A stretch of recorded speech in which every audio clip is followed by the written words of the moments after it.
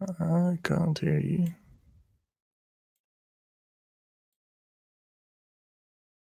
I can't hear you, though.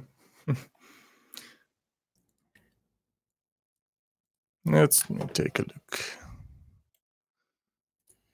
Can we hear me now? Yep. Perfect. Okay, my bad. Welcome to Encounter Roleplay. I'll start from the beginning. It is a Thursday, and I clearly am a professional at this. We're so excited you're here. Today is the Trials of Bhaal. We're going to be playing some evil Dungeons and Dragons while Will is on a much-needed vacation. So why don't we just go around the cast and crew to start? Tell us who you are, who you're playing today, and maybe how in fact your character wound up in this horrible place, this dominion of balls. And why don't we start with our regular cast member, Madam Gandalf. Well, hello. I'm Madam Gandalf. I play Ari, the half-elf rogue, who is incredibly self-involved, is very selfish, very obnoxious, and the only person that she might maybe care about in the world other than herself, she basically sees as a male version of herself, good old Finbar. And she ended up in this world after going through the Great Gallery of Grunrundi. And after trying to battle sexual harassment to get volunteer slaves, because that's how slaves happen, is through volunteers and all that jazz, they managed to get into the depths of Grunrundi's lair, and she was melted amongst Grunrundi's gold. And that is how she ended up here at the Trials of Bhaal. Now she's just going balls deep and trying to get out of here, really. Thanks, madam. Yeah, that's in fact what happened last season and how she ended up here this season. And we're going to hop over to our other regular cast member, Pangalactic. How are you today and what's up? Hello, I'm great. Thank you very much. I am Chris Pangalactic. I'm playing Darak, the Dwarf Cleric. He's kind of starting to forget how he got here. He's died so many times and they've been so much cooler than getting his throat slit in his sleep that he's just kind of forgetting about that, and this is his life now. And he's learned that he really likes dying over and over again, and he's going to go balls to the wall and make it keep happening. Puns. Hell yeah. Awesome. And next up, Rally Security. How are you today? Welcome to the show. Hey, thank you for having me. So I'm Ben Heisey from Rally Security. So today I'm playing Shard, a Lightfoot Halfling Rogue. And I got here because I got a hot tip about this this wizard's some kind of fantastic treasure or artifact that he had. So I snuck into his office, got right up to touching it, but he was behind me in a chair and just cast Power Word Death or Power Word Kill, and just poof. And now I'm here. Yeah, we all know what that's like, man. Especially in Bhaal's dominion. Those power words. Yeah, for sure. Well, we'll see how he pans out in the afterlife. And last but certainly not least, who is also running tech for us today. So let's just give you a round of applause for also doing both and helping us out. So yeah, why don't you tell us a little bit about your improvised, ready to go human fighter? Yeah, I'm very, very, very prepared today. So I didn't even have a clap sound effect ready. Let's see. Oh, that's a nice donation. Thank you. So basically, I just hopped in and rolled up a character, and he's called Semlo, and he's a human fighter. And as fighters go, especially mercenaries, they die a lot. Well, yeah, that's pretty much the gist. Yeah, he died a lot because he was Well, they die a lot, so that's they die a lot. I mean, it seems reasonable that he would end up here. And of course, Bhaal has a specific taste for those that fail their mission. Yeah, all that kind of stuff. Yeah, he's probably here just to test you and see how well you do against his trials. And speaking of those trials, before we dive too much deeper, I have to mention some of our awesome sponsors that make this awesome show possible, as well as everything else on Encounter Roleplay. So, Fantasy Grounds, first off, is the virtual tabletop of choice that we are currently using. You'll get to see actually an image today that I worked up in SketchUp. You can show your maps, connect all of your books and your modules. It's just fantastic. So check it out, fantasygrounds.com. It's free to try. And if you sign up to come play on the show, you get to use it with us. And finally, we also want to mention our miniature company, Wayland Games, who's also a sponsor. You can go to waylandgames.co.uk and get yourself a huge range of D&D, Warhammer 40K minis, all of those at 20% off. So we're going to drop a link there in chat that will tell you all about that. And yeah, last but not least, let's tell you a little bit about why today's game is special. Why I love the viewer game. Because the viewer game is a collaborative story, and you have multiple ways that you can affect this story. So, first off, hit the follow button. That's all you gotta do. If we hit 20 followers today, we get what we call a viewer decision, where you as the viewers get to answer any question that I pose any way that you like. We do a poll for it. The one that is the highest wins, and that thing happens. You become the dungeon master, all right? And the same thing goes for retweets. So if we hit 20 retweets, we'll have another viewer decision. So there are actually 2 possible ways to get viewer decisions in today's game. And of course, you can always donate. When you donate, you can give nat 1s, nat 20s, wild magic surges, and don't think I didn't see you out there give a ball 4 wild magic surges, because I did see it as Reaver. I saw it with my own eyes, and it's coming. And sometimes you can donate even worse things. Damn it. Damn it, it's Reaver. So yeah, you'll get to see how that works. We even have, what is this month's table? I don't even know. What's June's table? We usually have a table too you get to donate off of. So there's all kinds of ways that you get to add to the story. So go out and do that, because it makes things just a hell of a lot more fun. Because over here on the viewer game, we take nothing too serious. Yeah, so let's hop right into today's game. Speaking of serious, last week we found our ragtag crew lost at sea. Not just any sea, but the Dead Sea of Bhaal's domain, where the surface of the water permeates the putrid smell of rotting flesh and dead bodies as they cover as far as the eye can see. And their small 6-man rowboat was, in fact, navigated by a crotchety pirate man with no eyes and no legs, who was doomed to row adventurers across to what is known as the penal colony. Unfortunately, our adventurers didn't make it very far before they disturbed the water. And old Doug, the great and wondrous dragon turtle, has been released in Bhaal's dominion to grow extraordinarily huge and large, and they got swallowed up and had to navigate their way out of Doug's bowels,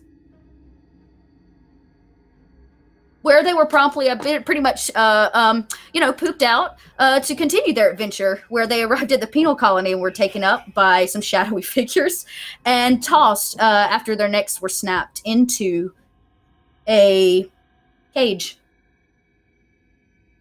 So that's where we're going to actually pick up today. Ari and Derek,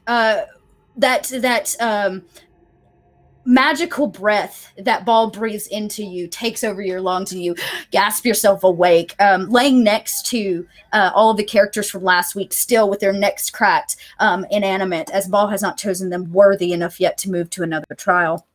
But also gasping for breath in your cage, really. It's not even but like 5 foot tall. You can't even stand up entirely in it. Is also a halfling rogue and a pretty worn and beat up human fighter. Ah, welcome to the party. All right. So, how did you die? How many times did you die? Wait, I'm dead? Very. What is this place? And crap, Shard is that going to run job. over to the walls and. Yeah, you want to kind of shake the cage? Yeah. Yeah. Yeah, you kind of test the cage. It is like solid metal bars and a solid metal pin. These are the kind of things you hold like larger beasts and those kind of things in. But when you run up to the edge, you notice that there are a few more of them.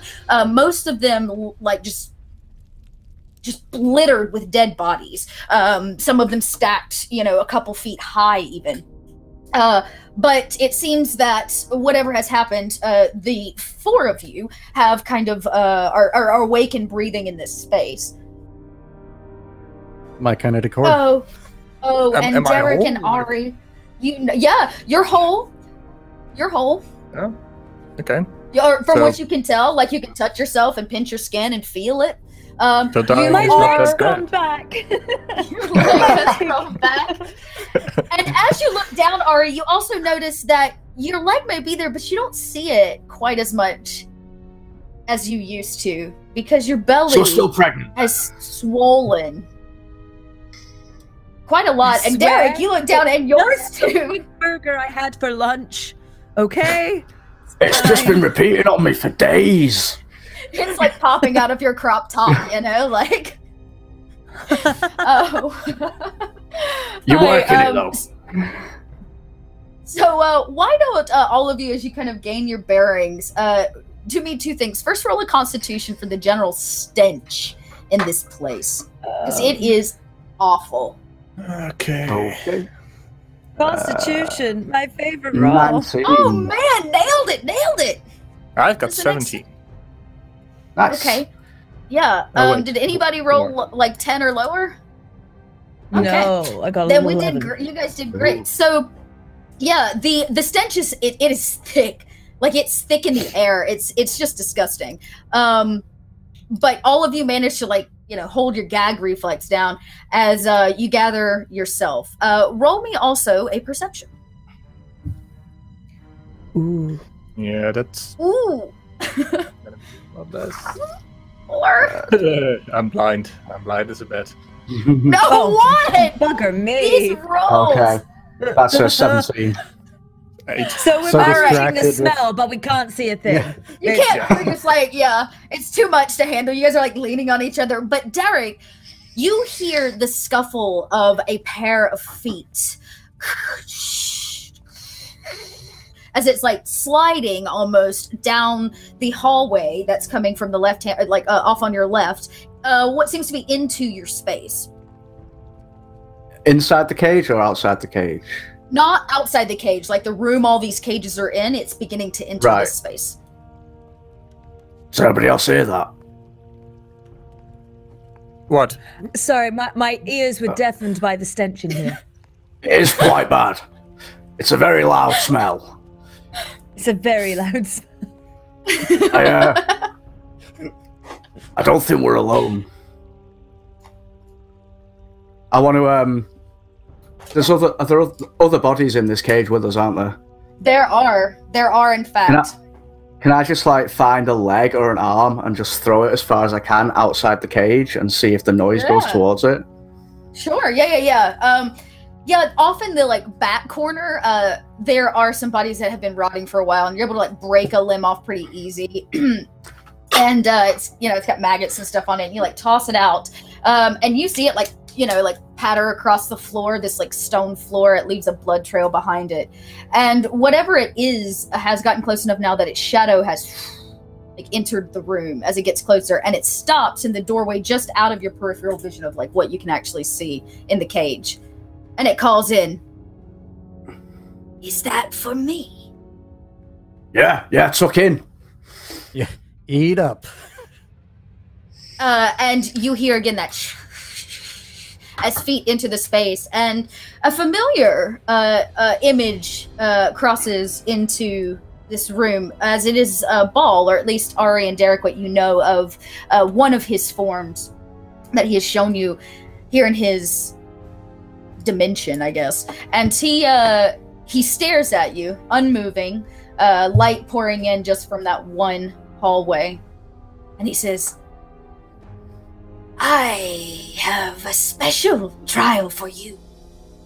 I'll bring you back here when I'm done with you."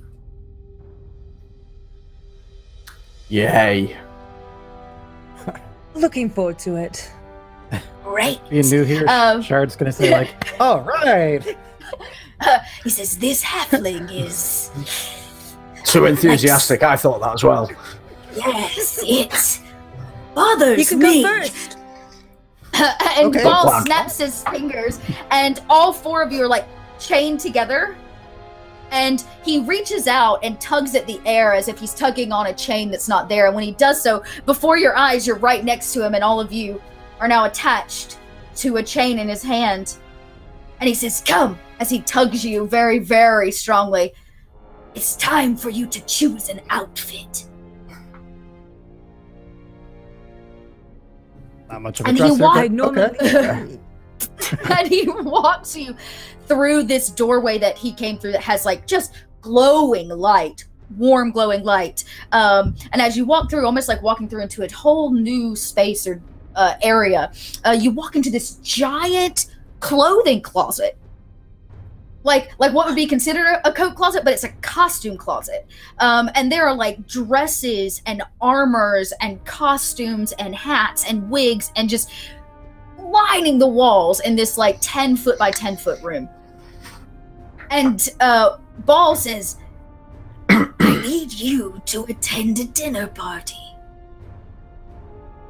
You must dress your best."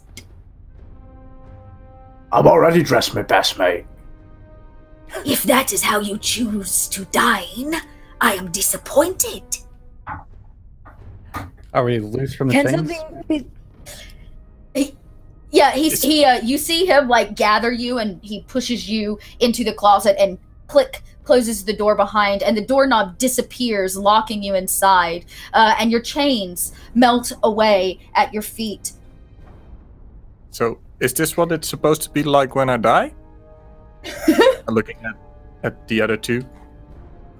I don't know about supposed to.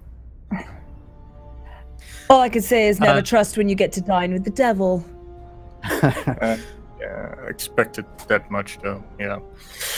Shard's gonna run over and just immediately start like pulling out outfits, like. Yeah, there's like a plethora of stuff. From like sequin dresses, even some stuff that may not seem stuff you've probably never seen, made of fabrics, cotton, real cotton, a strange polyester flare pair of pants hangs on a rack. There's glasses, there's a wall full of sunglasses and spectacles. Shopping 80s montage. Let's go. I'm gonna roll these D10,000 just before Bhaal gets completely out of the picture, since he did in fact to get 4 of them. But we did have a special request, which I am going to honor because I think it's fun. That's always what you want to be hear. holding up all the clothes and be like really, really upset that she has a baby bump. Really I know exactly what Yeah. I want to find. Oh God! Well, why don't you please tell me? Maternity dress. Well, tell you, we've all seen Firefly, right? Yeah. Kaylee's dress, the big pink meringue dress, Yes. and that's going over my armor. Done. Yeah, you like sift through, and there's this very like pink, somewhere between like peach, and it's just like it's the perfect Princess Zelda style dress, and you like, and it takes you a while to like get it over your bump, but you do, which means the dress sits a smidge too high and is extremely Excellent. tight. You can't get the zipper entirely up in the back, but No, I you can imagine wear that's it. fully like open at the back. It's Yeah. like barely on. But you're like in it, There's Oh, also wigs and tiaras if you feel so inclined. And heels. No, this is good. No, this is good. All right. I'm Too looking much for a I'll flannel I kilt. prefer something with some slink. Oh, I'm Ari, going to slink towards Ari. And you're like, pink.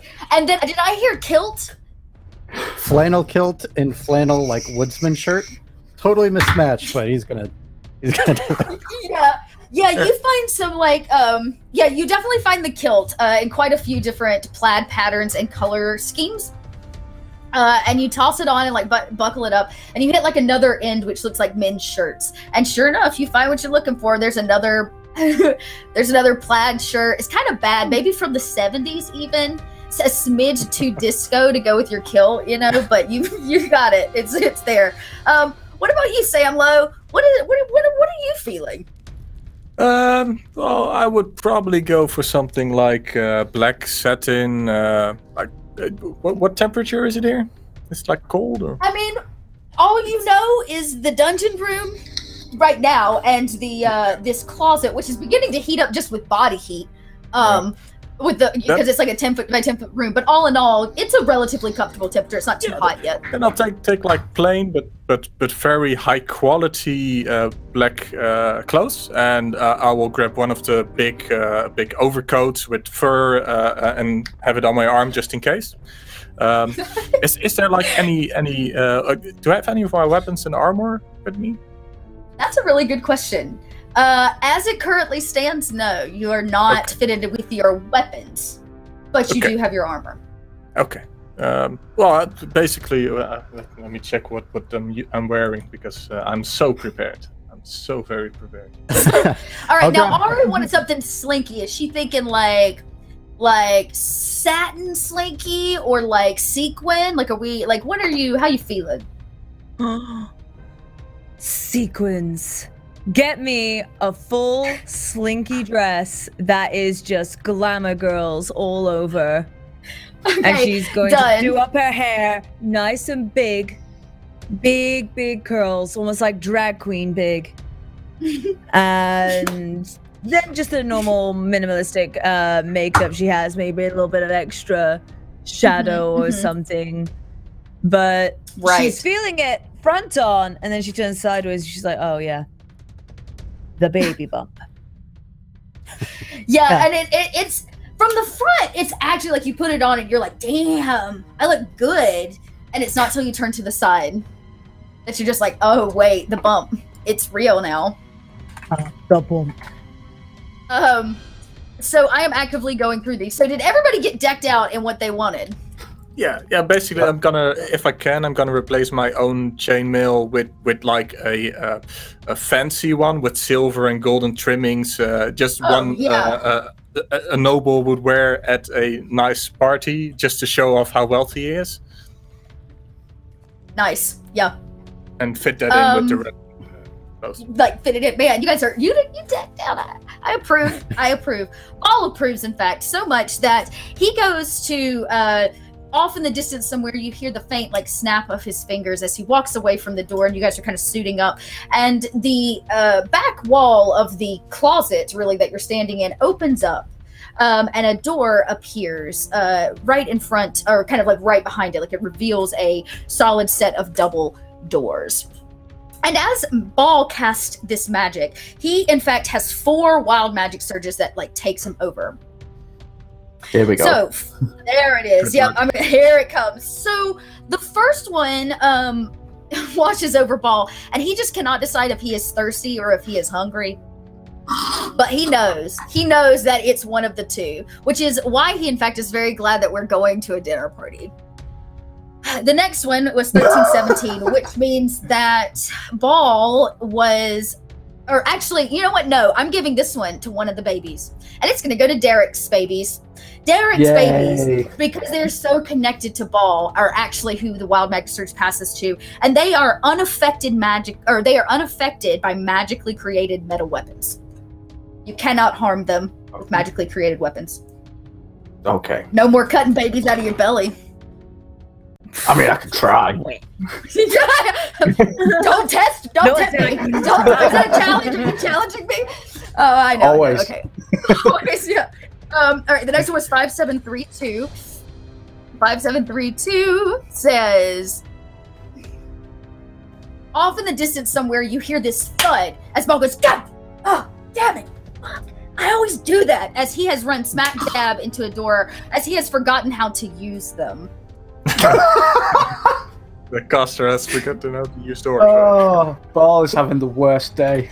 Yeah, target forgets. So we're gonna be stuck in front of this double door the rest of the session. Doors. Yeah. The whole game takes place in a costume closet. 951. Oh, I'm sorry. So the next one was 9514. That's a. This one's gonna be bad, isn't it?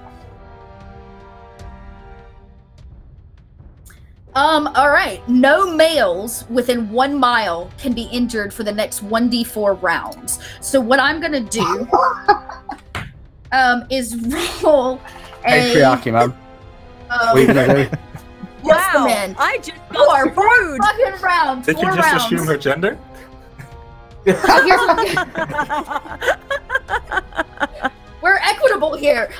So Have here's you what I'm seen my going. brush? Do you even know who I am? So I rolled 4 rounds. So This is basically, mean, what's going to huh? happen is the first combat we go into, in whatever way, shape, or form, that ends up where we take turns. Men, when that happens, you get 4 rounds of them being unable to harm you. Balls Day really sucks. Yeah, he just woke up on the wrong side of the, dead god bed this morning. Get like 2 rounds since he's like half a man. Oh, I guess that's true. He too. If I don't know, does Bhaal identify as male? I'm gonna think on that. Let me think on that.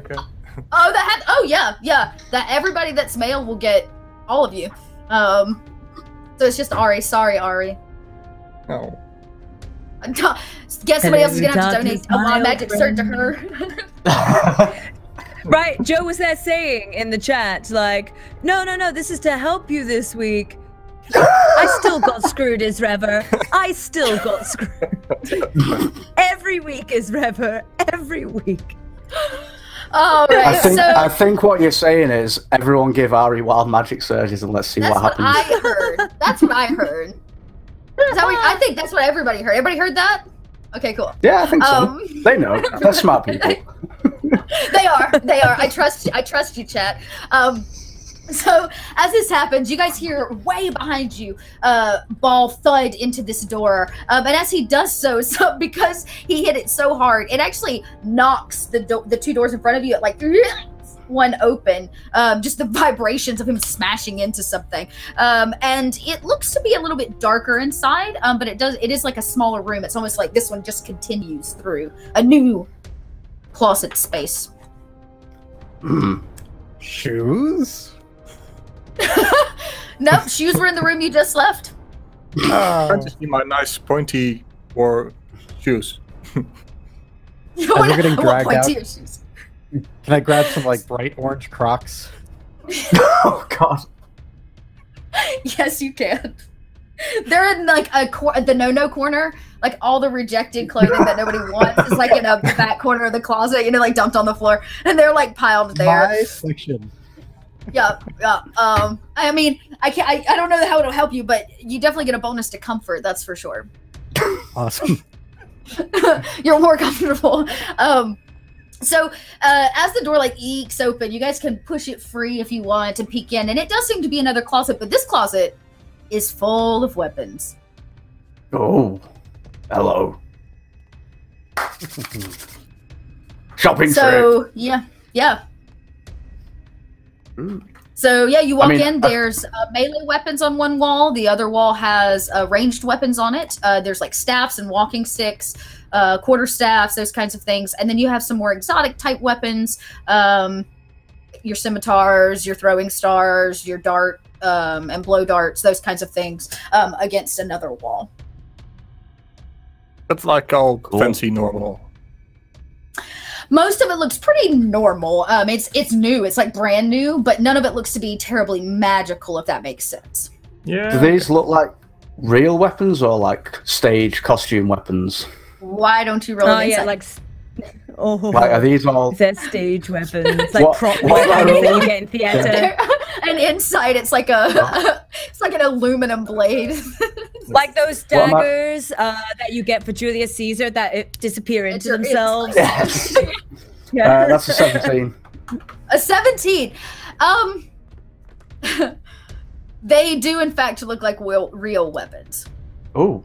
Yeah, I knew that. I'm a fighter, so I'm just gonna grab the fanciest battle. I mean, everything's a weapon if you try hard enough. The shields as well, right? The shields, yeah, there are shields. There's a stack of shields on the floor. Yeah, absolutely. Yeah, I'm just gonna so you wanted to grab an axe? You said? Yeah, I'm gonna match a battle axe with a shield and match it with the black and silver gold trimmed look. Yeah, I like it. I dig. And as you pick it up, it matches you. As you pick it up, the shield like and the sword like in your hand, and it shifts and changes and gains this like sweet style, kind of dark and slender and lean, with silver trim to match everything that you're wearing. Ooh. And Impressive. around your Can I waist find a dagger? is a belt. A dagger? You can find a dagger. And try. I would like to find a dagger. Yeah, they're right there on the wall. They've got a whole row of them. They've got like boot knives, and then right below it are like actual daggers. Oh, you're going to see Ari just kind of taking each one and like just matching it. Like, no, this, no, no. Ah, perfect. Just the right color of beige. Dagger. Yeah, you basically like pull it. Yeah, you're like most average dagger. And as you like choose it and decide on one, it too changes and shifts, and the handle of it becomes almost glittery and sequin-like, matching your dress. It sheens and glimmers, and the end gets this nice little hilt or pommel on the end, that is almost like a black jewel of some kind, and it forms to your hand like it is the perfect dagger. Does it happen to have a thigh strap? Of course it does. Instantly around your thigh appears like a garter to slot it in. And since your dress has a slit, you can see it. Badass. Perfect. I've got that Lara Croft good look going down packed right now. And I am happy. Awesome. What about you? Anybody else? So, what? If I could, I'm going to squeak down the aisle in my Crocs and just run my hand across, a couple of blades in all the wrong way that you tell a child, like, no, and then pick up a hand crossbow the wrong way. Yeah, I look down at the wrong direction. Okay. Yep. That's what And that's what you go with. All right, cool. Yeah, you pick them both up, and they too begin to match your get up. I'm guessing you also pick up some like bows to go in the crossbow, or bolts to go in the crossbow. Yes, bolts and a couple of daggers, short sword. Yeah, kind of like Rambo. He's just like picking up stuff and like, okay. Yeah, the feathers at the end of the bolt, I don't know why they have feathers, but they do because I said so, because I want them to match and be plaid. And so they change to this horrible plaid that also clashes with both your shirt and your kilt, making it even worse. Those like that hunter yellow or that hunter orange, like the neon, it has a stripe of that down it so you can see it as it pierces through the dark. And just your weapons are just tacky. Just tacky. So tacky. I love it. I just put them on my back and am completely oblivious to all to of any of that. Brilliant. And Derek, what do you choose out of the weapons closet? Well, so I've been watching all these weapons transform themselves to match everyone, and I'm looking for a maul, a big, spiked hammer. As I pick it up, I'm just thinking lollipop, lollipop, lollipop. As you think lollipop, lollipop, lollipop, sure enough, it goes bing, and it's this just giant, huge lollipop that maintains all the stats of a hammer, but is in fact looks like a lollipop. Yeah. Excellent. I don't even know what to say to that. I'm just gonna let that be what it is. Yeah, you look a hot mess and scary as hell. Yes. And as you all have selected your weapons, and Derek makes his final decision, and it bings into a lollipop. Once again, the back room open, the back wall, and there's a door there, ready for you to push it open and walk through if you choose. Yeah. Ari's gonna waddle on forward. Yeah, guys like da, and as you push it open, it's almost disorienting how you like change space and place. As you walk in, you're on hardwood floor, and you're standing in the like foyer of a giant old mansion. The floor is black and white checkered, and Bhaal stands in front of you. This time, not decked out. There were wild magic surges for Derek. I did not. I'm sorry. Oh, wow. Remind me again, Isreaver, how many he gets. I apologize. And right in front of you is Bhaal. And he is decked out in his finest. Suit, black, tie, black, whole nine, jacket. And he stands there staring at all of you. I just rolled a Wild Magic Surge. Look what I rolled. Oh, yeah. Oh no, what did you roll? Oh god. Oh! Just okay. 1,000. Is that right? Wow. Is that how you roll? Did you backslash it doesn't die? say I backslash die. Damn, I got so excited then. Die. I was about to say, there's no way. What are the odds you'd roll 1 or a 10? I just the same odds as any other number, right? I guess that's true. Did you? So it's not working. Backslash die. There we go. Backslash die D, whatever you want to roll. I was so excited then. There we go. That's worse. 3916. That's that's not as fun. 3916. Actually, As you that's step just through the fun. portal. All lollipops within 10 miles I had to read that one twice. When the caster uses mirror image, so in this case, if you choose to use mirror image, which I don't even think is possible, the image looks like the target. For the sake of this, because you can't cast mirror image, we're going to say anytime you look in a mirror, you look like your own, like a target of some kind of whoever you're trying to attack or want to attack. You don't look like something other than you. Oh god! I'm gonna break so many mirrors. Oh god, that's way better. Fantastic. Yeah. So and Bhaal stands there as you guys enter this giant foyer, and he says, "Don't you look smashing?" Is that a pun because of the hammer? He goes, "That's a lollipop. It's both. Your dress is pretty." I'm just gonna strike a heroic pose, hands on hips. He goes, "I am ready to show you your trial for the day. Follow me." And he walks you through this huge mansion. And as you walk through, you notice all the windows are pretty much closed, like the drapes are drawn. And he walks for quite a while, and you hear the click, click, click of his shoes on the black and white tiled marble floor. And he stops just outside this set of large wooden doors and says, "I would like to have a dinner party. Unfortunately, my guests have lost something." And he opens the door, and you see all of his guests sitting, forks in one hand, knives in the other, in their places, like they're ready to eat, but none of them have their heads. Ah. Yeah, let's see what the problem is. In this house somewhere, the stupid spirits that live here taught me. Find them. Bring them back. And please, try to put them on the right body. And Bhaal's gone. How many headless people are there? Quite a few. You count about 8. Oh. The table actually sits quite a few more, and the room it's in is just extraordinary. I have a map of it, but I cannot get SketchUp to export this business. It exported it all weird when I've given up on it, so I'll have to show you guys later. I can show you the really poorly exported version, at least. But yeah, it's like this dining room that has a large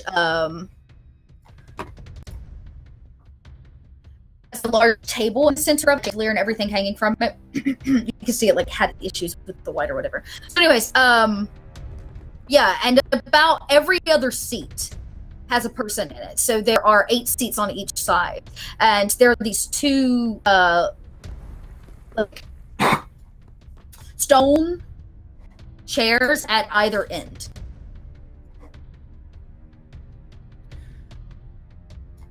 I'll just look around the room and put my hands on my hips and say, well, I think I'm an expert at picking out and matching, a head to a color and pattern and style, so this will be easy. Yeah, lead the way. Yeah. I'm just gonna sit at the table. In fact, So may it's I a pretty- recommend we yeah. go in height order? Sure.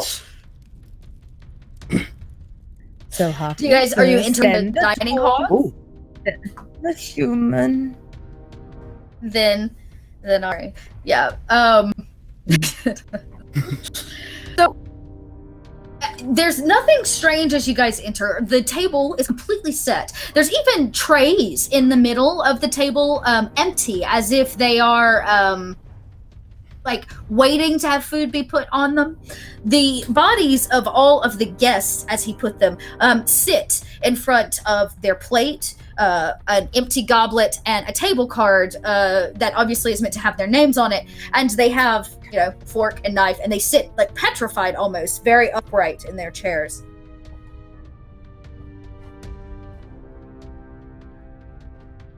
It looks like you're the life of the party, Bhaal. He's not here at all. Somewhere off, I was about to say, somewhere off in the distance, you hear him go, "I know." I want to walk up behind one of the bodies and kind of flop my beard over the stump and put my arms under its arms and just do like a little hand dance on the table. The body is almost like rigor mortis. It's very stiff, as if maybe they've been here a while. You're not 100% sure, but they haven't decayed necessarily. They look very well put together, and everybody wears a very similar like set and style of regal clothing. So maybe we should just find the heads and then try to match them? That sounds a lot like work, though. I don't know. What do you do here? Otherwise, is there food on the table? There's no food. All the places are set, but there's no food. There does seem to be a door off on the left that probably leads to the kitchen area, you can rightfully assume. There are windows, but they are basically concreted up. You can't see through them. They're like faux windows, if you would, simply there for show. At the far end of the dining room from the side you walked in is an open space that leads up a small flight of stairs and then to a big winding set that clearly goes upstairs. And back the way you came leads to the opposite end of the house. So there's a lot of stuff behind you and a lot of stuff ahead of you. Are there any heads on the floor under the table before we go anywhere? Why don't you roll me an investigation? Okay. Oh, God. Investigation. That is a 5. No. You don't find anything under the table. There's nothing under the table. I see you looking and I'm like, he's not a good investigator. Does anybody else want to search the table area? Yeah, I'll start rifling through pockets and kind of peek under the tables as well. There's not going to be a head in the pockets. Maybe there's a head in the pockets. I've never been here before. I don't know what they do to people here. That's a good point. That's a good point. As you are. All right. Yeah, I was about to say, roll me the investigation. Let's see how you do.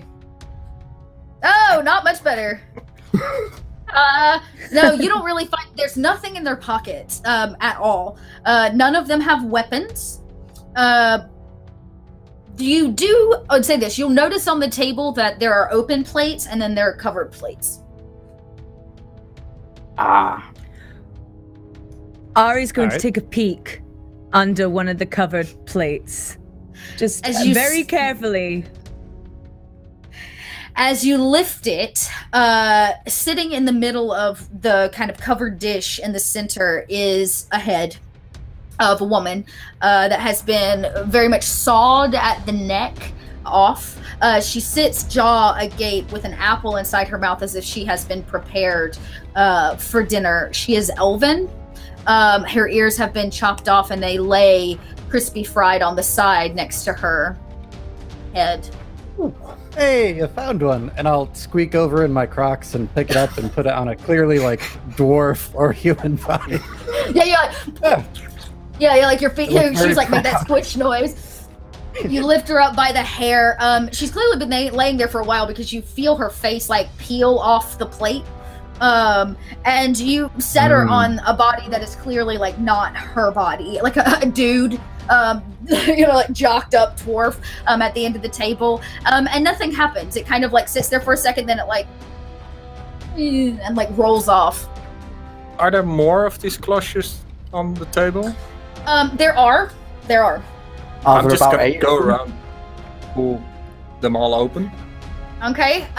There are 2 more heads. Do you reach for one? No, I'm just pointing at them.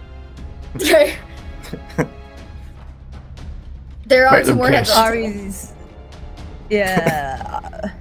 Ari will take a look and examine the heads a bit. They too look to similar demise. And then, are they both just elves again? Like, nope. One of them's a male human, and the other one next to him looks to be a halfling. It's a very small. It's just a much smaller head. She's gonna pick up the smaller head. Okay. With like an. I need you to roll a dex as you pick it up and it gets squishy. I need you to roll a dex because it is in fact a mimic. Oh shit. And all the men in the room are totally fine. All right. So let's see. Oh, okay. Okay, at a 15, you make it. So it kind of like reaches, it like laps its giant tongue out at you from the head.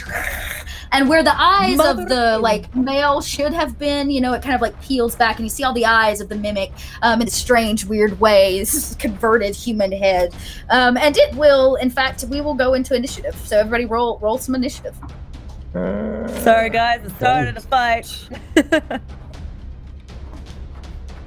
Okay, I'm at disadvantage. Oh god. This Sam is used to. Total of 10. I've got 19. I've got 2. Well, it only rolled a 6, so... Alright, so I'm gonna have you guys call those out one more time for me. Just give me just a second. So, Ari, what'd you get? I got a 16. 16. Derek. 2. Okay. Every time. Sam Lowe, what did you get? 19. 19. Wow, yeah, you'll go first. And Scarred? Did I get that right? Scarred. Shard. Like Shard. a shard of glass. Shard. Total of 10. Oh, total of 10. Okay. Shard gets 10. I like that. It's a great pirate name. Shard. Alright, so in order, it will be Sam Lowe, Ari, Shard, Mimic, and Derek. And up here we go. Cat is like howling back there. Sorry, spectral cat in the background. Sam Lowe, what do you do? This Ari picks it up and it doesn't change until it's like firmly in her hands, and it's kind of lapping at her face with its fangs and its tongue.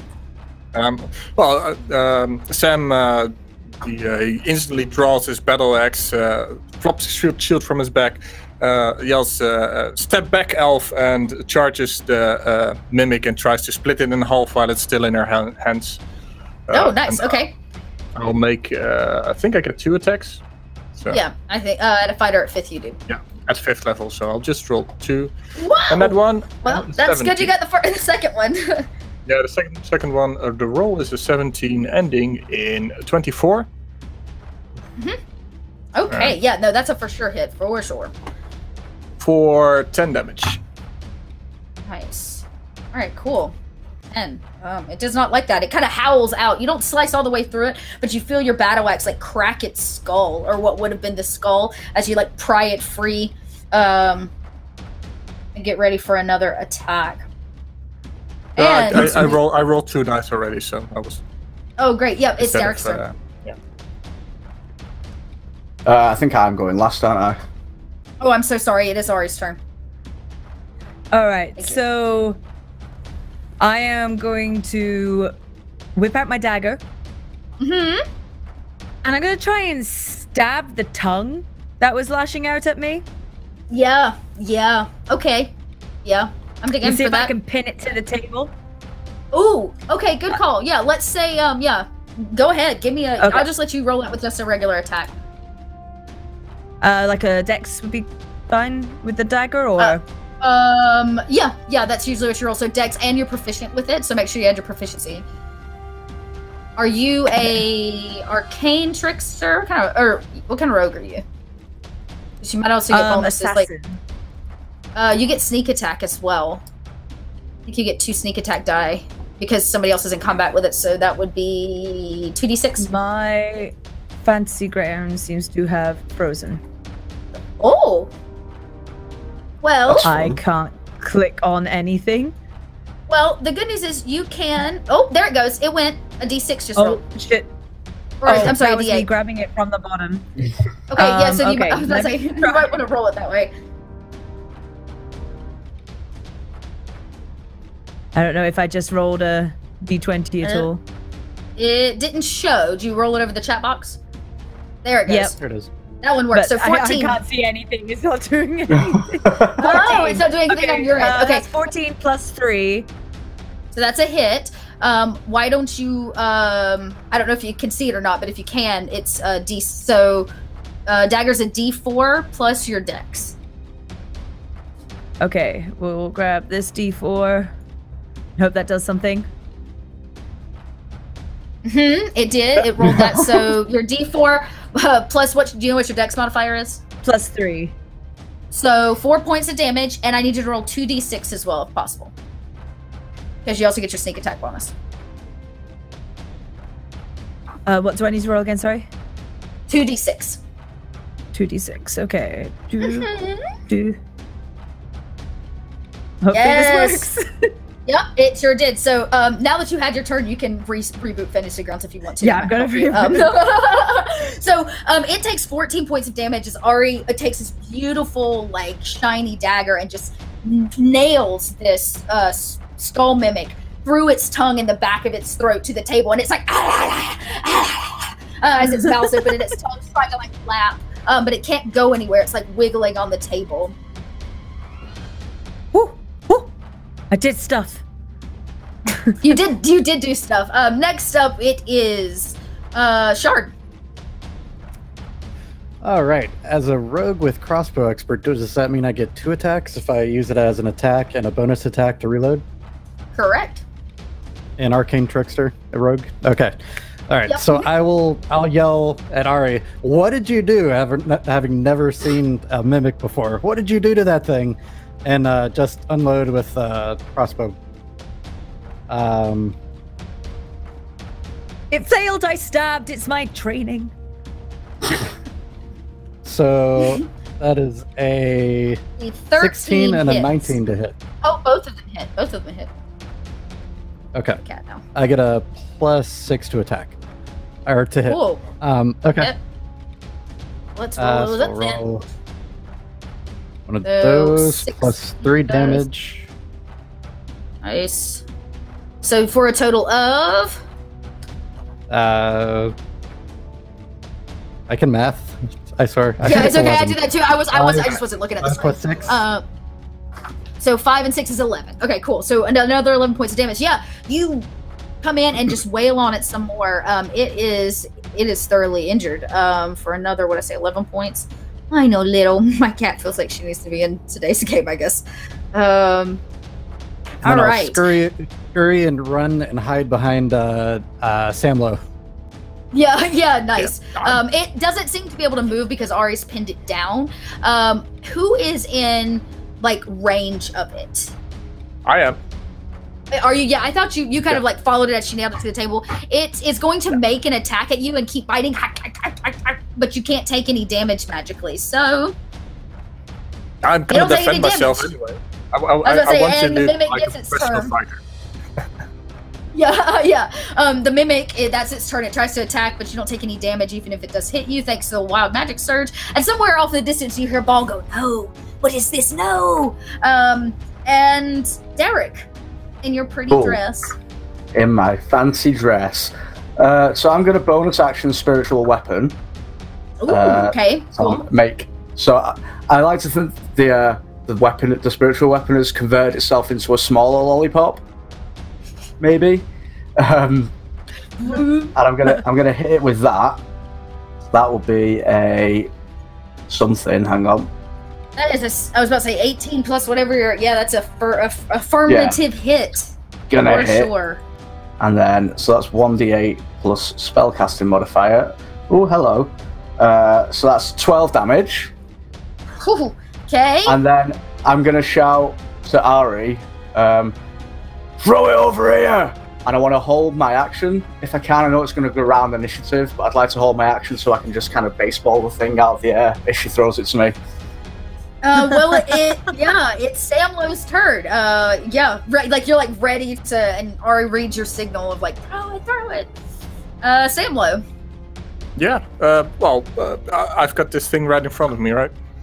Yeah, it's like and right in front of you, nailed to the table. Coming right at me, and no, it's actually nailed down to the table. Ari's like pinned it down. Ah, okay. Well, then I discard the shield and I grab my axe in 2 hands, and I will just cleave it in 2. And if that doesn't do it, I will cleave it in 2 again. Okay, we'll cleave away. I will just roll them separately this time. That will be an 18. And yeah, that's a hit. The second attack would be a 16. Hit. So I will. I'd have to, yeah. Go ahead. For 13 plus 8 damage, so 21. Would you like to describe how you slay this beast? Well, basically, she's got it pinned to the table, and like a well-trained butcher does it down the first cleave already? Yeah. So basically, as soon as I cleave through it like a butcher through a piece of meat, and it just flops apart. Nice. Yeah, and it does. It just like and falls to either side of Ari's dagger, which was like down its throat and pinning it to the table. And the room goes silent as the head, or as the mimic kind of and takes its like truer form of what it actually is. The other head on the table does not seem to move or animate in any way. Because we haven't touched it yet. Yeah, I'm gonna shoot it anyways. Like all the right. Just in full on panic table. mode, just yeah, so yeah, you do that. You fire and it there's nothing there's no hit points. It's not gonna move or anything, so it right into the side of the skull, and like halfway out, as it like rolls a little bit down the table from the pressure of it piercing its skull. But it does seem to be a, I guess it does seem to be dead. This decapitated head. Cool. It doesn't come alive again. It does not come alive again. You killed it. Good job. Does anybody want to pick it up and try to fit it? The other head had kind of rolled onto the floor, the original elven woman, and the halfling head is what is not that you just bolted through. Cool. I'll go retrieve the elven head and see if I can figure out which body it goes on. Okay, why don't you just roll an insight for me? It's pretty simple, but it doesn't have to be a very high roll, but I want to... I am proficient in that. Oh, that didn't go in the chat. Good. Oh, there it goes. That is 13 total. Yeah, that's enough for you to be like, okay, there's only so many women. If I try this one, okay, that one didn't quite work. And you walk over to a woman on the far side of the room, dressed in this really beautiful, like purple and gold gown. And as it like comes just even near like the neck area, the flesh at her neck begins to like reach up for it, as if it's like tendrils reaching for the head it belongs on. It as it almost rips it free of your hands, and she sits whole now. It kind of heals itself back up, but she doesn't move.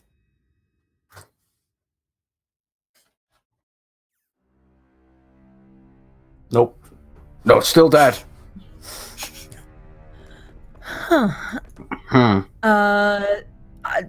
How many? Is there any other heads on the table at all? At this the only point, one left is the halfling head that he just put a bolt through. Okay, well, Ari's going to use the bolt to pick it up, so she doesn't have to touch it. Okay, good call. Okay, and start trying to like match it to like Well, this one's One not of the hard because there's only bodies. one body that looks halfling in size. Perfect. I will place it on top of that body and leave the arrow in it and just kind of tap it lightly. Yeah, it does. It like zoom, like a magnet, you know, like swoop, sucks it on. And then you watch it like heals up, and the halfling again, it's sitting there. It doesn't move. Its eyes are still like closed. Just sits there in its place. What happens if I put the ears back on the elf? You're welcome. You walk over, and like once again, it like heals itself. It's like the body reaches out to bind it back. All right then, that didn't do anything. Well, very little. That did very little. She's just a more whole. She's more elf than she was earlier today. All right, so that's 2 down. That's all I've got. As you say that, and the room kind of gets quiet, you hear this as something has been dropped from the top of the stairs at the end of the room and is tumbling down the stairs, and it comes to a halt at the bottom just as it enters the space. Is it another head? It is a doll's head. Oh. I'm not touching that. Nope. I know better than that. Nope. Nope. Oh, we have a Nope. head to just broke. Yeah. Man, you walk over and it looks very old and kind of dirty and dingy. Most of the hair on this doll has kind of been worn away. Some of it looks to even be like fire damage. Its face on one side has collapsed in and is like cracking a little bit. I wouldn't say it's porcelain, but it looks very old. And as you pick it up, it's got those like creepy eyes, the ones that like flicker. They're closed, and as soon as it's in your hand and you're looking at it, the eyes to the doll blink open, and it Perfect. stares right at you. I'll hold it and turn to the rest of the group and match its expression. Just go, hey guys, look what I found. Yeah. And he's got this creepy doll's head that looks to have like broken off from the body. He holds up like almost like a shrunken head, but not that wrinkly.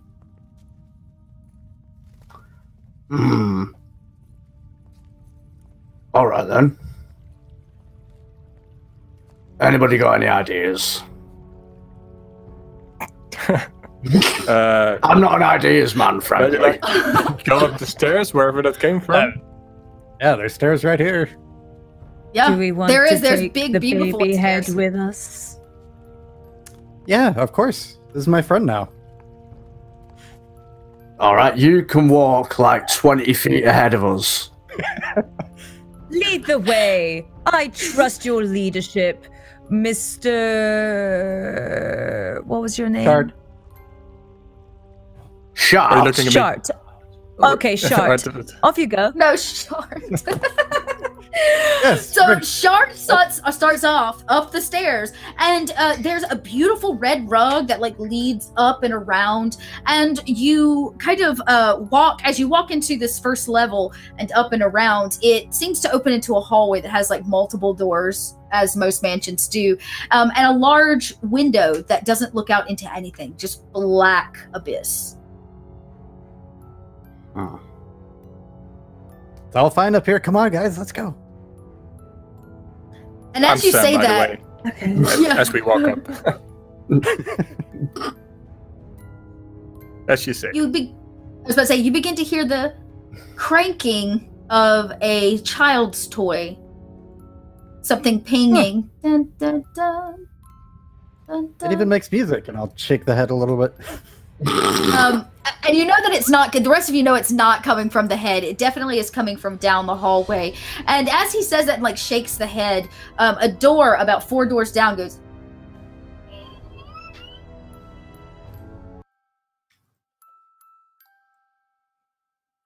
Oh no. Just no. I'll just very gently, I'll put my hand on like the middle of Shard's back and just very gently nudge him forward up the hall. Huh? What? Oh, Oh, we're going this way? Okay. one of us is, yep. So Shard starts, Okay. starts off up the stairs, and you know that it's not, the rest of you know it's not coming from the head. It definitely is coming from down the hallway. And as he says that and like shakes the head, a door about 4 doors down goes, You walk towards the door. Yeah, you like da da da, and it gets louder as you walk towards the door, and you can kind of push it open. I mean, it's ready to go, and it is a nursery of some kind. It's got a small child's bed in it, and on the bed, where like leaned against the head of the pillows, is a headless body of a doll, and it sits there, motionless. I'll look around. Is there anything else going on in the room, or any other dangers? There's a quick. I was about to say, yeah. You kind of pan around. It's not a very large room because it's a child's room, but there's a small dresser, and on the dresser is a music box that is clearly like the handle is turning backwards as it plays down. All right, I'll just turn with my back to the room, to the door, holding up the head, and say, "What? It's fine in here, guys." What did he die from?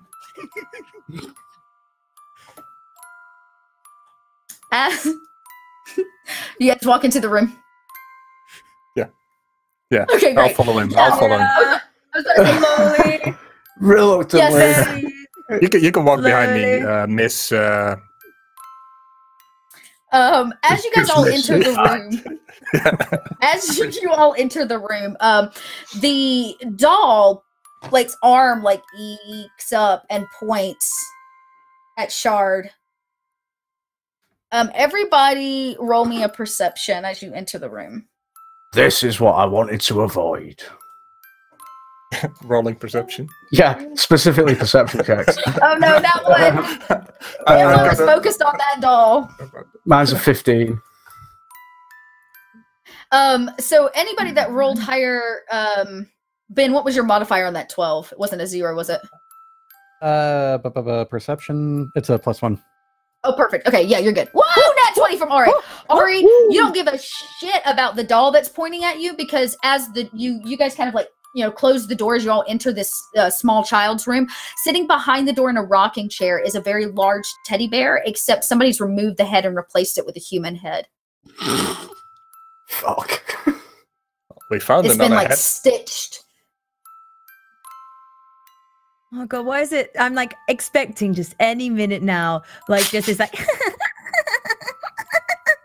kind of laugh, like oh no, just no. So please right, never make that noise again. Yeah. I'll take the head and walk over to the doll. Take the head and walk over to the doll. Yep, and just put it right back on, because that's our job. We got to put the heads back on the doll, on the bodies. That's true, and you do the thing. And as you set the head on the doll, it takes a second. There's that moment of like, is this going to do anything? And it slowly begins to heal at the neck. The arm of the doll like lowers, and it turns its head and looks at you, and it does in fact. I'll turn laughs back to the doll and say, "See, I fixed it." I'm so conflicted right now. Ari's just gonna kind of slowly point to the headless teddy bear. You guys turn around, and behind you is this like oversized bear with the replaced head of a human. Oh, that's where I left that.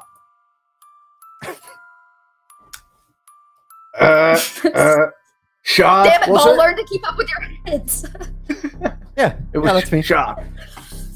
Why don't you be the nominated head carrier? Oh, me? That's a Yeah. high honor. It's a position of great responsibility, but I think you are more than up to it, and you should go get that head while I retreat to a safe distance. Wow, we met just a little while ago, but okay, all right, yeah. I trust you. That's It what was I'm just saying. clear I'm saying. that someone of your stature Exactly. clearly deserves the most grandiose of jobs. I am tall for a halfling. I have a whole inch on all the others. I mean, I didn't want to draw attention to it, but you are. I could Well, tell. thank you. All I right. could tell that you stand a foot above the rest. Yeah. Ooh. Head and shoulders, Well, some would say. I'll just blush a little bit and walk over to the head, or to the teddy bear. Okay, so you get there, and it's been stitched together with this very thick twine. It will need to be cut in some way. Okay, and I'll pull out a dagger and kind of flip it into my hand, and then cut the twine or the rope. You guys see as he grabs the head of this human man and slices where the throat is as it's attached to the bear. And as he does so, you begin to hear this like sound as the bear begins to swell the body of the bear as the head comes off, and a swarm of rot grubs begin to just pour forth by the bucket loads from the neck of this bear all around you. And we go into initiative. And this is why we need a dedicated head carrier. Yeah, these like disgusting yellow and green like grubs, maggot grubs pour forth, and they begin to try to eat away at you guys. They have no dexterity, so this is. I guess we're close to get it this time. Yeah. Well, they rolled a nat one, so they'll go last. Yeah. So, let's just do it again. Ari, what did you get, babe? I got 7. Okay, Derek. 11. Okay. 7, 11. We got ourselves a store. Sam Low. 18. 18 total. And Shard. I thought it was a 16, but I see a 3 up there, so I'm not sure. I was about to say, I see a 3. Yeah, 3 plus whatever your dex is. Oh, so 3. So total of 6. Oh, so 3. Okay. So, last will be the swarm of grubs. And there are a few swarms that are piling into the room. You have about 2 right now that are filling in around at your feet. All right. But Shard has a hit. So, there's that, I guess. Excellent. And we'll start at the top. So that will be Samlo once again with a killer initiative roll. Is the door locked? It is. It clicks behind you. Yeah. Well, then my natural response is to, as a fighter, step in front of the halfling. Oh, yeah. Barge in between, and whatever is close enough for me to scrape, I try to hit with my axe. Okay, great. Yeah, go ahead. Yeah, you're kind of like swinging at these just like piles of grubs. Whoa, nat 20! So you'll get make sure you roll your crit. Damn. Crit damage. Yeah. It's like just roll normal and double it, right? Or do you can do it that way, or if you prefer to roll twice, I'll take that as well. Yeah, I'll just double it. So that will be 11, 22 for the first attack. Damage. Oh my god, really? So yeah. You guys see him as he like pushes Shard back and steps forward, and your giant fighter feet, between that and this axe, you're using like the flat side of it. You are just like, and he is just like smashing them. There's like grub juice spewing everywhere, but you kill off the entire first swarm by yourself. All right, and because and I checked more the door, are pouring out. I'll allow the next one to. Yeah. All right, cool. And that moves us along to Derek, actually. Oh shit! Second. Okay. Right. I'm gonna back up as much as I can and try and hit as many of them as I can with Sacred Flame. It only technically affects a creature. I don't know how that's gonna work with a swarm. They're considered a creature, like a tiny beast that's in totality. So we'll just let it take. Cool. So they need to make a Dex save. Oh, that's gonna suck for them. They're not DC. Good. DC 15. Out of 2. Woo. They did not Dex out of the way of whatever it is you're trying to. So I just dropped this beam of burny lightness on them, and they will take 2 points of radiant damage. Yeah, you hear their bodies like shrivel up. They squeal out as you like sizzle them down to nothing. It's like pouring salt on a slug, as they sizzle away under the bright light. The giant proverbial magnifying glass has been aligned with the sun. Is that your full turn? Yeah, that's pretty much all I can do. If I can try the door without it being an action, then I will, but if it's an action, then... How much damage do they take? How much damage did they take? 2 points of radiant damage. Yeah. 2 points. Oh, okay. Well, all right, so this one... Yeah. Some of them sizzle and pop, but the swarm still seems to be thick. And you can hear them making noises as they crawl over each other with their slimy little maggot bodies. Yeah, gross. It's gross. And that puts us at Ari's turn. Oh my god. Here, somewhere in the Mother distance, as a child's voice echoes from the doll. Oh, I love it. Yeah, okay, so I'm hoping that Ari had the initiative to pick up the dagger after she stabbed it through we'll say. the other things. I feel like Ari's done losing daggers for a while. And with the... So the teddy bear is inanimate at this point. The teddy bear is not the issue, it's what's pouring out from inside of it. Right. I wonder, I have a disguise kit. Would it possibly be that I still have that? Sure, why not? I would like to try and use the tools in that to stitch back up that damn bear. Oh, you want to stitch the top of it up? Yeah. Okay, you want to stitch it up headless? All right, I cool. want to just be like, fuck this. Okay.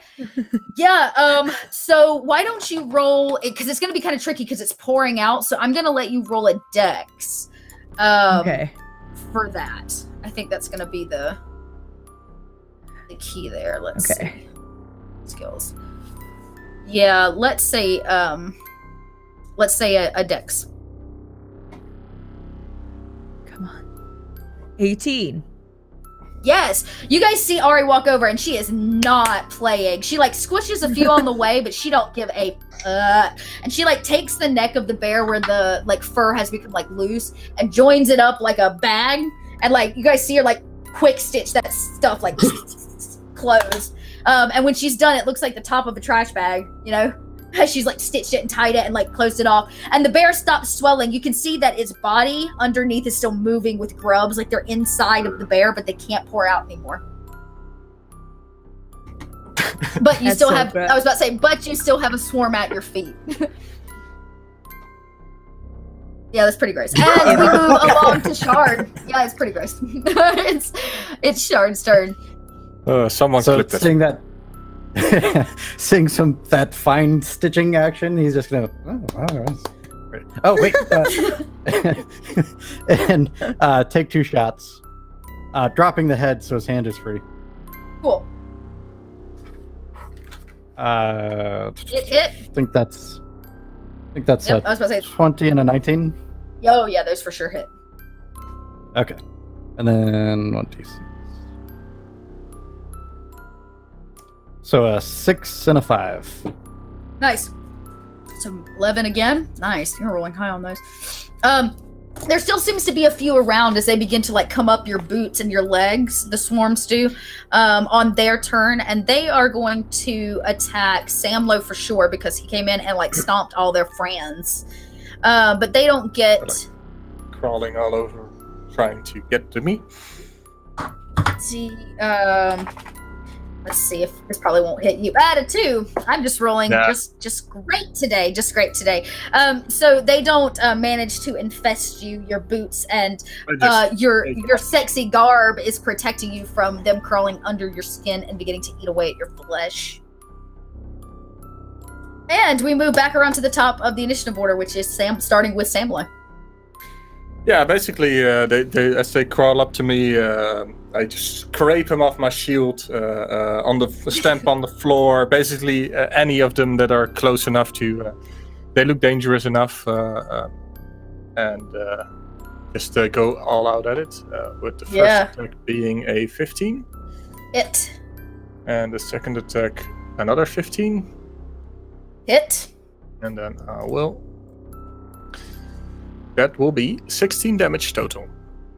And you kill off another, like everything that's left, you're just like smashing them. Your shield's kind of covered now in like bug goo, but you managed to like squish everything else off on the floor. The floor is now covered in the carcasses and the gushy innards of all of these like rot grubs, and you can still see a swarm of them slithering underneath the skin of the teddy bear sitting on the rocking chair. And as you complete kind of killing off what was in the room, you hear from behind you, because you've all turned around to fight this teddy bear basically in a rocker. On the bed where the doll once was, now sits a giggling child. Oh god. And you've seen these before. Mask. Yes.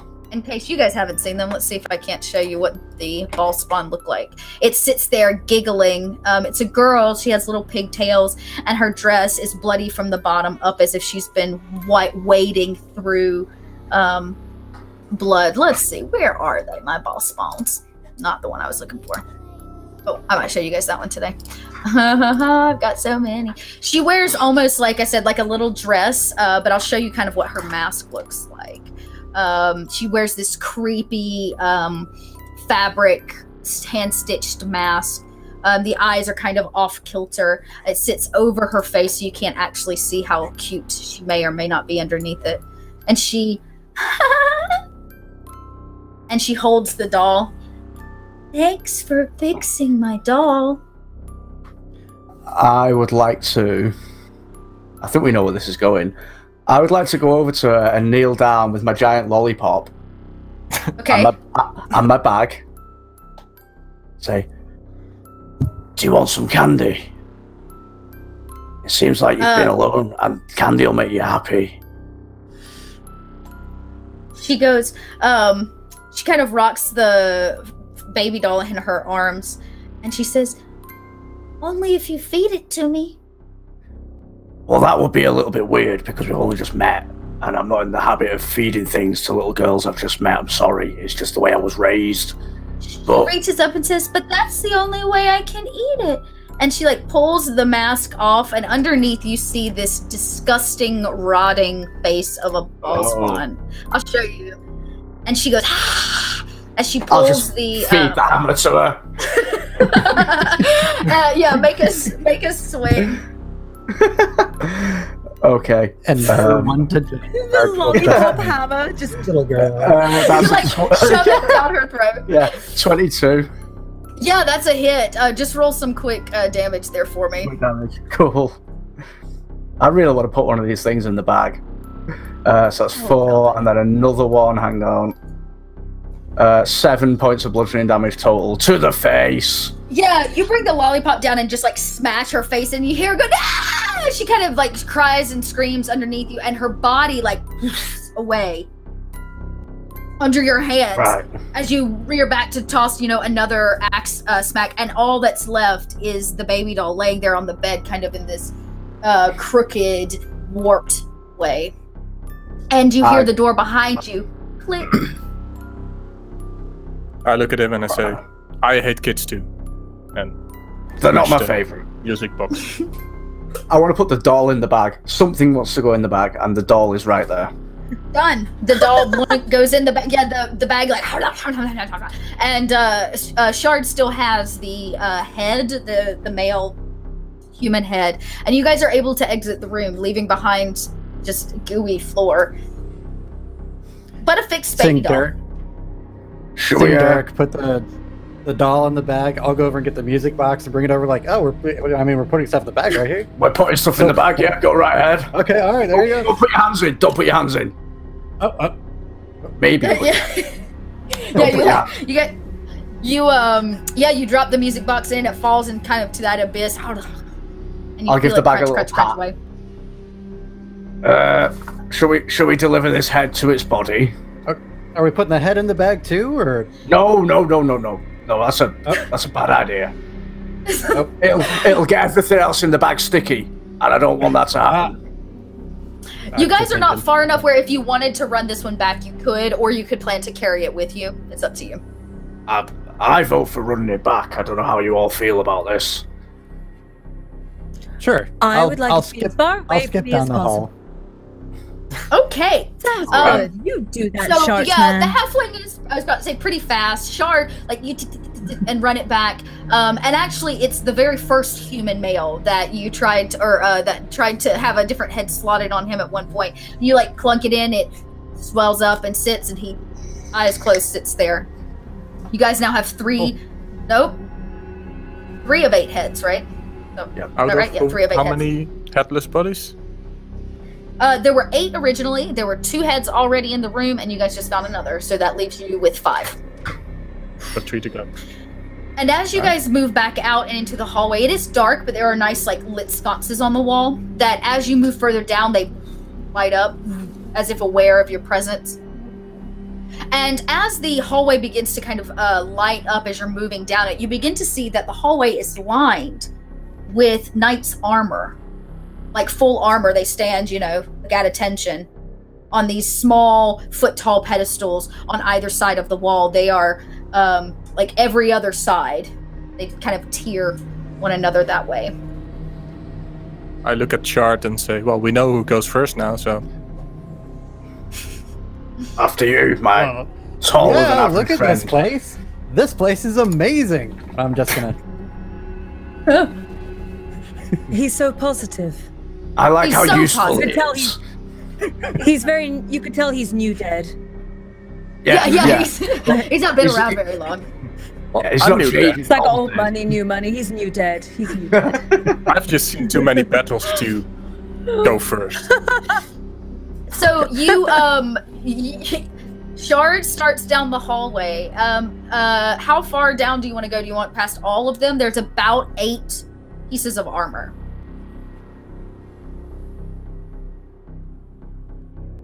You want to like go all the way past them, or you want to just like stop as you get close to We them? pushed you first. Sorry. That's all right. I'll walk down the hallway and do a little little drum roll on each suit of armor with my daggers, just like. Oh, like thumbing, like running it down the chest plates. Yeah. Are you doing it on the right or the left? You know, I'll just make a loop. You just like yeah, so you like ga, and then you start to come back up. This one's off tune. And, yeah, and as you hit it the second time and like tap it again, the giant like pauldron it's holding goes down and the armor like animates, and you see it reach up and slide back its visor, and there's a head inside of the armor, the animated armor. Just for ease sake, I'm gonna let Shard go first, just because you're closest, and then we'll actually roll initiative because he's right there, because it got an attack on the news. So full attack round or just one attack? You go ahead and take a full attack.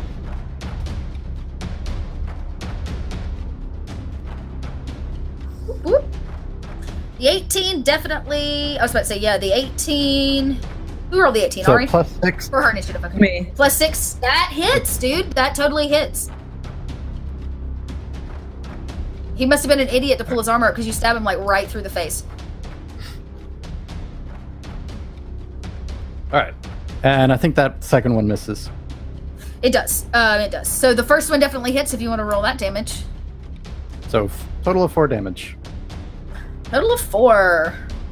Yeah, and so the armor, you see it like kind of like stammer backwards, like bump into the wall it was standing next to. It trips a little over its own pedestal as it steps off, as you kind of puncture it, and you realize that it's hollow. Most of the body's hollow. The only thing that's not is the head that's like staring at you as the eyes like roll around and back, as you know, dead heads are wont to do. All right, and so we just kind of rolled initiative, so I'm gonna keep with that. Shard, Ari, what'd you roll? I rolled an 18. Oh, okay. Oh, I have 21 in total. Oh. Sorry. Oh, a 21 total. Yeah, so give me your total number. And Derek? 8. 8. And Samlo? Yeah, my luck just ran out. I have 3. Oh, 3. No. Okay. Okay, and just it's going to also roll. It's not very dexterous, but it rolled a 4. So the armor. All right. So we will move right along to Ari. In fact, it is your turn. You see this. Shard does get a good hit off of it, and like I said, it kind of like staggers a little bit as it tries to get off the pedestal to the ground. Okay. So seeing it staggering, Ari is going to completely ignore the fact that she's got a huge ass belly bump going on right now and just freaking slide down to try and swipe its legs so that it might stumble down forward. Oh, okay. Okay, yeah, And, so you like, want to almost like run in, So roll me an athletics, and I'm gonna roll. We'll roll against its athletics. Cool. Yeah, post athletics for that. I'll say. Actually, I'm gonna let him roll for Dex because he's just trying to keep his. Oh damn! You guys see Ari like a friggin' football player as she like shoulders this armor at the waist area where it seems to be like rotating and unstable. It rolled a 19 to match, but its dex has a +0, so I'm gonna say you definitely managed to like get it, and it stumbles and falls, and as it does so, it cracks open into a few pieces, losing its legs as armors want to do. Now all the pieces are kind of moving and animated on their own. The hands are kind of like, and the feet are trying to piece itself back together. It's trying to put its body back together. And it is Derek's turn. All right then. So is the breastplate lying on the floor? It is. Like the whole like upper torso is still lying there while the arms are trying to piece the legs back on. I'm just gonna bring the fucking hammer down. Bring the hammer down. Love it. Yeah, roll that attack. And I'll say you have advantage on it because it is not going to be able to like dodge you or anything. It has no means of movement at the moment. It's nice. Cool. So with advantage, that is a 25 to hit total. Hit. Lovely. And hang on, one more. That's an 8 points of bludgeoning damage. And you feel the chest plate, because there's nothing inside of it, collapse in a little bit. It, you know, as you like, it cracks and crushes and, sounding like you're crushing a can down. And its body like jumps a little bit as the head kind of tips and rolls off, and you see the helmet with the head in it kind of fall to the side away from the chest armor piece at your feet. And we move right along to, it's the armor's turn. The armor is going to use its turn to try to get its legs together, so it's going to roll another dex. The armor manages to get its legs back in the socket even after you're like beating the chest piece, and the arms on its turn like snap back into place, and it gets up, but it forgets its head. But that is its turn. It can't make the attack, and it is Samlo's turn. Yeah, so basically there's just the one armor that's moving? Yeah, it's just the one. The rest of them seem to be totally empty or like not animate. A glow or something coming from it, or it does seem to be magical in some way, as if something it's been imbued with magic to be able to kind of be or exist. Yeah. But this whole place is super magical, so yeah. Seeing the initial success of the others, I will just rush it down and hit it with my axe. So yeah, for sure. Nat 20! Do that double. 20. Yes! Make the crit damage a reality. First roll that damage, which will be 18. 18 points of damage? Okay. I'm a fighter. Alrighty. This is what I do, right? Yeah, you were like, yeah, go for it. No, it's great. Walk in the park. Yeah. What happens? Does it shatter again? Yeah, I mean, it when you hit it that time, it like pops all of everything, and it just put back together. The arms and legs like burst out from the center area of the body, and it collapses at your feet. The hands are still moving and they're coming at you. That seems to be all that's left animated. Yeah, I will use my second attack to kind of like hit the chest, but not to damage it, but to shove it away from the other parts. Oh yeah, like get it away from the body. Basically, cool. like a golf swing with my axe, and with the one hand, and like cling along the ground and punt it, and give the others a chance to do something about it. Whoa, yeah, you like wing, punt it one direction. The hands kind of like frantically, like if hands could say no, they just did, as they like panic, and they begin to like scutter faster on the floor towards you in a last attempt to survive. And it's Shard's turn. Seeing the hands flutter around, Char will go, "Oh, high five!" Oh, okay, all right, and then shoot him real quick. That's gonna miss. Yep, that first one misses. See if I can put that on the board. Yeah, pretty sure I got both them of both those 3 miss. and a 1. Yep, miss for sure. Can I use lucky to re-roll the nat one? You sure can. That is what it's there All right. for. Much better. I think that's gonna hit. All right. Yep, that totally hits. And let's roll damage. So I think that's a total of 4. 4 points of damage. How do you kill the hands? That's it. How do you kill them? I am going to give it a high 5. Or no, I'm using a crossbow. You high five it to death. You high five it so hard. You like double high five it so hard that the hands just go limp when it's done. It's too much awesome for them to handle. It's either that or your shoes. You're just not sure. And they go limp and the hallway falls silent.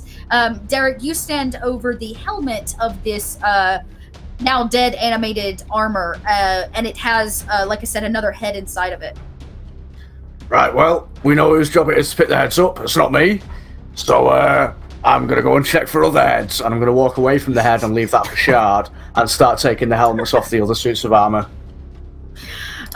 You pop all the helmets off. None of them seem to move, and there seems to be no heads. They're all now headless. The hallway full of headless knights, but none of them have extra heads. Yeah, you guys like mess with them, put them in crude poses, doing horrible things to one another. Yep. Yeah, and leave them that way. That traditional like doggy thing going on. Yeah. One on its knees. Yeah. Yeah. Because Big man, you're gonna get that head. Shard's just got to.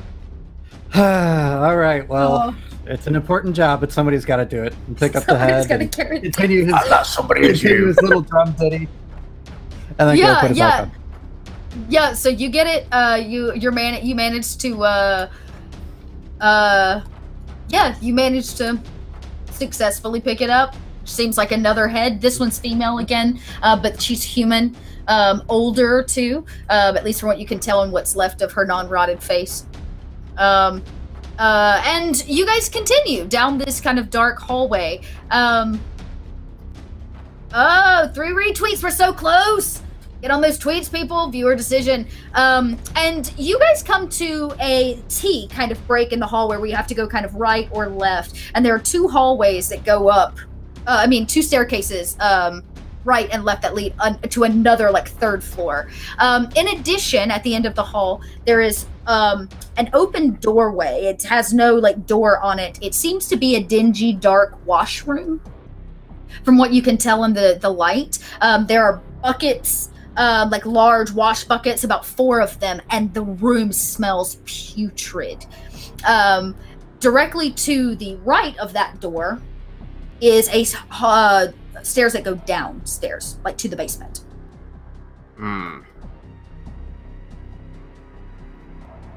Right then. Seeing the washroom, I guess, my hands having picked up all these heads, I'll be like, well, I do need to wash up, and go into wash my hands. Yeah, okay. So you enter the washroom. I need you to make a Constitution save, because it is, like I said, putrid. I think that's just a +1. Yeah. Whatever your con is. Oy. Oh, did that roll? Ah. I was about to say, make sure you roll it over the chat. There we go. There we go. All right, so total 4 5. plus 5. You enter the room and you're like, I'm gonna go wash my. Because it's all you can do not to throw up everywhere. Like your body like crunches in on itself with the putrid smell. It's like the rotting flesh and water and dirty dishes that haven't been washed in a while. It's just like, it's just so gross. But your wretched, I was about to say, in your wretched, you managed to see one of the buckets has a head. One of the buckets has a head floating in it. Okay. Just with that smell and gagging, I'll turn to Derek and say, what did you do to this bathroom? In my defense, I had a very, very spicy meal, and fuck you, that's why. I can get behind that. Is that what they're serving down here? After you ask me that, I'm just gonna again a little hand in the small of the back and just push you into the room a bit further. I see your head there, head boy. What? And he's again, he's got to be gagging just with the amount of like putridness in the air. But if you've made it to the door, Derek, you too have to make a con save. Is this against poison technically? No. No, damn. This is against disgusting grossness. Disgusting. Cool. I can get on with that. That is a 22. Yeah, you walk up and you're like, whew, you're right, it does smell. I've done worse. I've made worse. I have, it's true. So it doesn't quite phase you as much. But you do see also when you walk up to the door that the far barrel, or this far like short wash bin, seems to have a head floating in it. Right, It's like face down with just, you can see the back of it. Yeah, Shard, I think that's for you. Yeah, this seems like something you can handle. I'm not qualified. I've not passed my lifting and handling head course, so... Well, I mean, it was a tough certification, but... Yeah. Okay. So much head, so little time. Yeah, You're gonna go and grab it? Get away while you discuss. Like, Yeah, Isabel's like, no way. You walk over to it, Shard? I'll pick one or both of them up, however many there are. Okay, cool. So you walk in. The other two tubs seem to be filled with, like I said, there's like a gross filmy layer on top of like rot and mold. This one also seems to have the same amount, but it's kind of building around this head that's floating in the center of it. Think of like a bobbing for apples bucket. And the head is sitting right in the middle. You will have to make another con save to reach for it, because once you disturb the water, it smells even worse.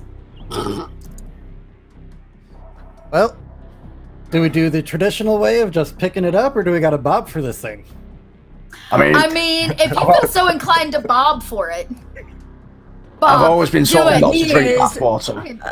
Do it. I mean, He is very enthusiastic about his head. I'm new here. I don't know how all this works, but it seems like that's what it's indicating. well, get your head in there So then. if what? that's what you're telling Bob me. away on that head. Bob away. Just All don't neglect the balls. I'm not gonna And you're get close bobbing. enough to stop you. Yep. Oh! Total of 14. For a total of 14. You, in fact, manage, you don't know if maybe it's because you're closer to the water or why, but the bobbing technique seems to be key, because you just can't manage to maintain your gagging reflex, grabbing it with your hands.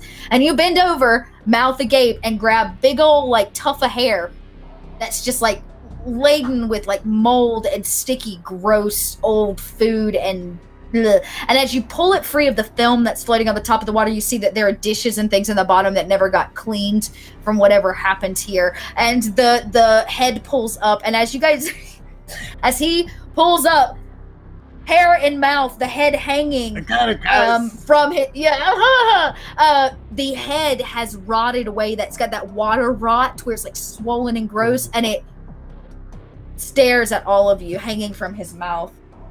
I'll just turn and... He handles his head better than I do. You did that. Very well done. You get... I don't know what you get. Tetanus, maybe. But well done. Lice, maybe. Yeah. Either way, it's going to be itchy in the morning. It's a little soggy, so I do just like take it. having a minion. Oh my god. Whoa. I am nobody's minion, sir. Oh. So you have in fact collected 5. This will be the 5th He is head. a Tolian, not a minion. How dare you talk about his stature that way? Well, Oh, yeah. Aren't all halflings practically slaves? Oh my god. Killing me. What Okay, horrors- so you what all... horrors? So you guys managed, he like pries it from his mouth. He still has a few like things stuck in his teeth now as he like get the hair out. But you have your 5th head of 8. And I guess, Shard, I'm sure at some point you've like fashioned something to be able to like carry all these heads on you or with you. And you kind of sling them on your back. And you guys are able to exit that room with no problem since there was no door. And there is the staircase that looks like down to a basement and maybe upstairs to an attic type area. We made 10 followers, so fit in a few decisions whenever you see Oh, fit. damn, is it? Oh. Ooh. Oh. Ooh. Okay. Oh no. What? Oh no. What in the attic is where is the head stored in the attic? So we Where is know the there's head a stored head in in the the attic. There you go. Little metagaming for you. gamer. So the head is somewhere in the attic. The doorway down seems to have a small landing, as if maybe the basement's like 2 floors down, so it like goes down to a small landing. There's a door to the right, and then it goes down even farther to the basement.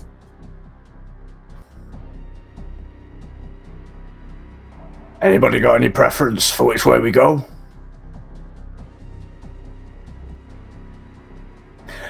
Shard, is it easier to go? Is it easier to go upstairs or downstairs when carrying 2 heads? Well, I could drop one of them and see which way they roll, and then follow the head. Oh. So we're going downstairs then. I don't know how heads work. I've never disembodied anybody before. In my experience, they don't roll upstairs, but you could try. Oh, well. It's as good So a you, like- decision-making progress as anything else. You like roll the head, and sure enough, it goes down the stairs as gravity is wont to do, and it doesn't bounce, it like flop. It comes to like a halting stop on the first landing, just outside whatever small room is there on the right. And I'll right, chase then. the head down. Yeah, you. Oh no, no! And when you reach the landing and finally catch it, you look to your right into that room, and it is a room. It is a taxidermist's room. It's filled with trophies and the heads of animals and beasts mounted to the wall. And high in one of the upper right corners, it's a relatively high ceiling, is a head, a dwarven head, mounted as if it was part of the collection. And Shard's the one that sees this. I'll pick up the head and look at it and go, "Huh, you're a smart one. You're the head of the class." And I'll just walk into the taxidermy room. You guys don't even see, like, you don't know what Shard's doing. You just look down the hallway as he goes and retrieves the head, and he just exits into this room on his right. Doesn't say anything to you. Our head jockey seems to have disappeared. I'll go after him. Did Yeah, he you lose like his head? pitter-patter down and see what he sees as you enter. And like I said, it is just like lined and lined with different kinds of beasts. Some general, like hunted animal, like an elk and those kind of things. But mostly it seems to be rare and exotic creatures. And high up about 12 or 13 feet near the ceiling is the mounted head of a dwarf.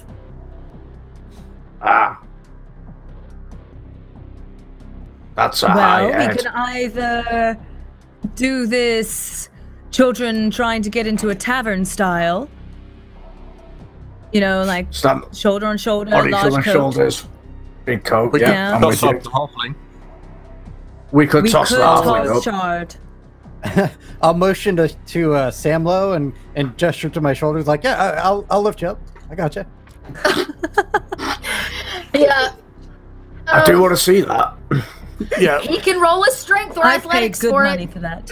basically, Yes. I move up to him, and before he grabs me, I'll grab him and just toss him. So Shard, I'm gonna let you strong, so- make a dex, and I'm gonna let Samlo make the athletics check. Yeah.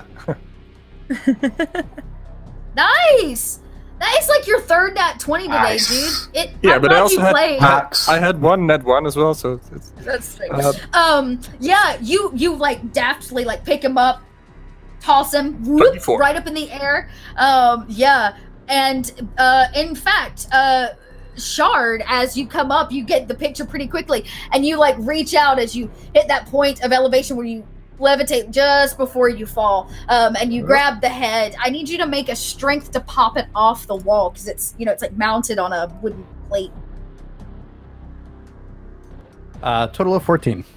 Perfect. It's pretty good. You hesitate just momentarily, like your body actually hangs from it for just a second, and that's what actually like pops it off the wall. And he goes to fall. Do you want to try to catch him, Sam Lowe? Because he's now falling. Nope. You guys are gonna let him drop? Okay, why not? I'll try to catch him. I've set a precedent of not catching falling small people. So, why don't you make one more athletics for me to catch him and the falling head, the mounted head? 14. Just enough to you actually have that moment where you think, am I gonna catch him? Ah, okay. And just enough time at a 14 to like reach out and grab him as he falls with this dwarven head mounted to a very large wooden like placard. Yeah. And you guys have another head, it seems. I'll look up at Sam Lowe holding me and just flutter my eyelashes and go, "My hero." Yeah. I'm basically not even looking at you. It's like I can't catch you, let you drop, and then I'm like, okay, where next? I'm gonna go take the dwarven head from Shard. I'm not gonna say anything. I'm just gonna take it and I'm gonna tie it to my belt by the hair and just continue. Hang on to that one. Yeah, gang, get your votes in. Now's your chance. Where is it in the attic? Because that's their next place, and we should. Yeah, I'm starting this trouble. So, well. I know. Let's do it now. It's out there. Let's make it so. Getting your votes. I want to pick one. I'm gonna get your votes in. Oh, I'm voting. I know. It's not as fancy as the other ones, but I don't know. All right. Oh no. Hey, this works great. I have no problem with it. It was very easy to use. Okay, cool. So my vote's in. And you guys are, like I said, able to either go down into the basement, or you can head, back upstairs. It's kind of up to you. Both places seem to be options. Well, we can quickly go around and fill in the other heads while we wait for the pull. Yeah, so why don't we go to the basement? We're already halfway down there. Yeah. Let's do Anybody it. have dark vision? Yeah. I do. Ooh, I don't. We do. Okay. If it's so dark, is there torches? Like I can grab one. There are, but you're getting down into the basement. So like the hallway itself is lit, but as you get actually to the basement floor, and you can hear that like bling, bling, that drip of water off in the corner as it echoes throughout the kind of cavernous area of the bottom of this mansion. It is relatively dark once you get to the actual actually get in there, but Ari and Derek, since both of you have dark vision, and I'm guessing Shard, you have it too because you're halfling, right? You guys see? Can I, it seems like a hold up one of the heads and cast light. Oh, on the head. Nice.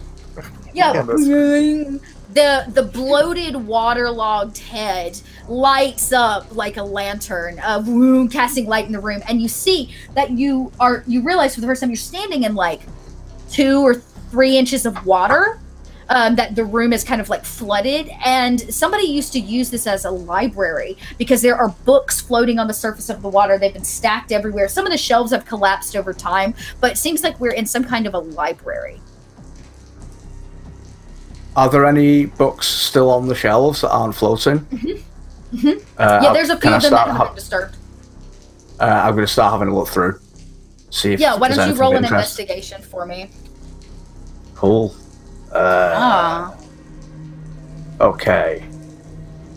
That is a 21. It doesn't take you long to realize that, like, the ones that have fallen off the bookshelf don't seem as interesting as this one bookshelf that seems very undisturbed or untouched. And you kind of go through and begin kind of sliding and noticing books, and you slide a book, and of course, like any good haunted house, it slides out, and the whole bookshelf, like, to the side, and reveals behind it an altar. On a spike is a head. There seems to be runes and some kind of ritualistic magic that has happened here. The sage is long burned out. The candles are as well, but the head still hangs, sacrificed on the spike. Can I figure out what kind of magic it was? What kind of spell was cast? Sure, you can roll an Arcana. I would also take a history check for this one. Cool. I'll go with history then. That's my better one.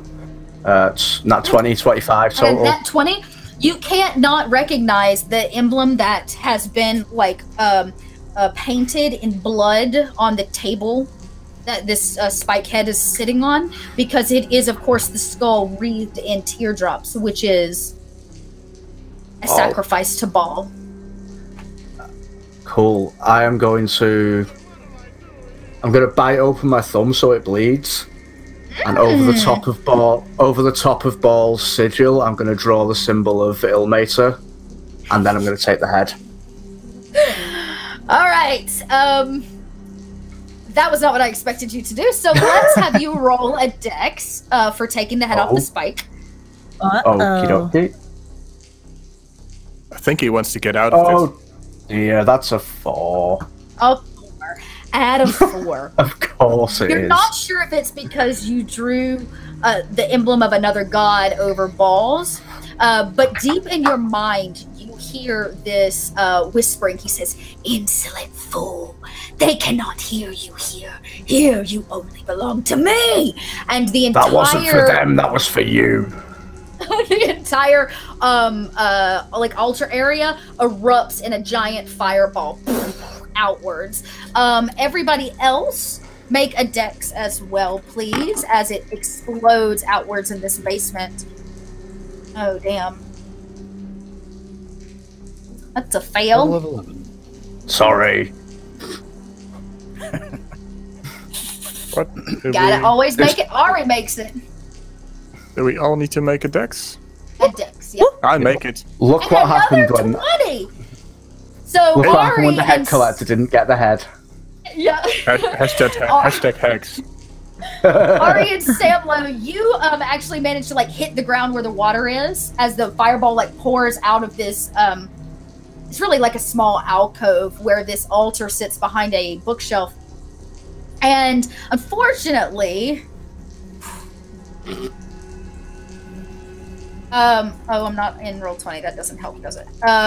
The fireball explodes outwards for 10 points of damage to Derek and 10 points of damage to, or half as much to Shard because he's a little bit farther away, but he still didn't make his save. And the both of you, like, the fireball begins to light up the books around it, and the ones that are still on shelves, those begin to like take on flame and begin billowing out this smoke in the room. Right. So this is how I die again. Well, we've got the head, so I'm just going to make for the door. Yep. All right. Yeah, you make your way back upstairs. This doesn't seem to be a very large basement, specifically for whatever it was they were hiding down here. And you guys kind of trot back up. Smoke kind of billows out behind you, but I'm sure that nothing will burn too hard since there's like standing water in the room. And as you Not my come house. up, not my house. Oh, I wanted to know what the. Oh, okay. I'll let you can tell me whatever the final decision is about the viewer decision here. You can just message it to me. So you guys make your way back up the 2 flights past the taxidermy room to the main floor, where there are kind of 2 identical flights of stairs that clearly lead up and around into the attic. And you begin your trek up. The attic seems to be more open. It's a little bit more like a loft attic. It's very... The air is still stale and dingy and dusty, but there's a beautiful large porthole window at the front, and the moonlight from outside shines through in the like black abyss. Right, well, we saw what happened when I went for that last head, so I think, Shard, I think this one's yours. I think this is your turn, mate. Off you go. All right. I'll be back here, not touching anything. So you guys, you enter into the attic area. There's a small landing where the 3 of you can kind of stand on and watch for him. And the rest of the attic, it's like strewn with boxes and crates and things. Of course. figure out how to make that happen. Sorry. I'll figure it out. It'll be fine. You enter the attic and you notice not just one porthole, but in fact 2 portholes that overlook this black abyss outside, and only the moonlight shows through, and it's enough to kind of light everything up. There are crates and boxes and just stacks and stacks and stacks of stuff, but you don't see any heads just out in the open. Is it safe in there? I mean, stay back. It's not safe. There's too much stuff. There's too much stuff. Sure. I'll start. I have a young picking one up to the think of. boxes. Yeah, you want to go to the boxes? I'll pick them up and start stacking them neatly at the entrance, like not blocking the door, but just making it nice and neat and just. As you begin to stack boxes, you realize that the boxes all have things written on them. One of them says like memories. One of them says short-term memories. One of them says long-term memories. One of the boxes says like sensory effect. One of them says nervous system. And they seem to be labeled as if the parts of something. You're welcome to roll a medical or insight to note which. I would like to just poke the sensory effect. At a 7, it seems like somebody maybe just mislabeled their boxes, really. Just wrong labels. Now, Ari, on the other hand, you poke the sensor effect box. Yeah, you poke it, and the attic like rumbles at your feet, and you're like, whoa! Whoa, man! Shaka bruh. Ari's going to poke it again, but a bit of like a longer, slower poke. It still rumbles. Like hold her just finger there. Yeah, it rumbles, but it doesn't rumble quite as vigorously since you didn't poke it. This box is making the whole damn room move. What's in the Forgotten Memories box? Ooh. Someone take a look. What's in the box? What's in the box? What's in the box? Well, there are a few more. One says motor cortex. One says limbic system. One says cerebrum. And you open the memories box. Lost memories, if you would. And when you open it up, it seems to be full of this grayish, soft, almost like cotton, but not really matter. That's just filled this box. Eat it. Eat the memories. Don't eat the gray matter. Don't eat the gray matter. Do any of these boxes say head on them? Because none of them say head. Why don't all of you? I've had Shard roll run. The rest of you can roll an insight on this, or medical on this situation. Nope. Look at Ari, the most insightful little lady. Yeah. Oh, that's perfect. Yeah. So you're thinking through it. You're reading these boxes. You're like, okay, this is filled with gray matter, and you're like, wait a second, these are all parts of the brain. Wait a second, there are 2 portholes. Wait a second, the attic is the head. Are we in Voltron? Genius. Now then, Shard, carry this attic down to the dining table. Okay.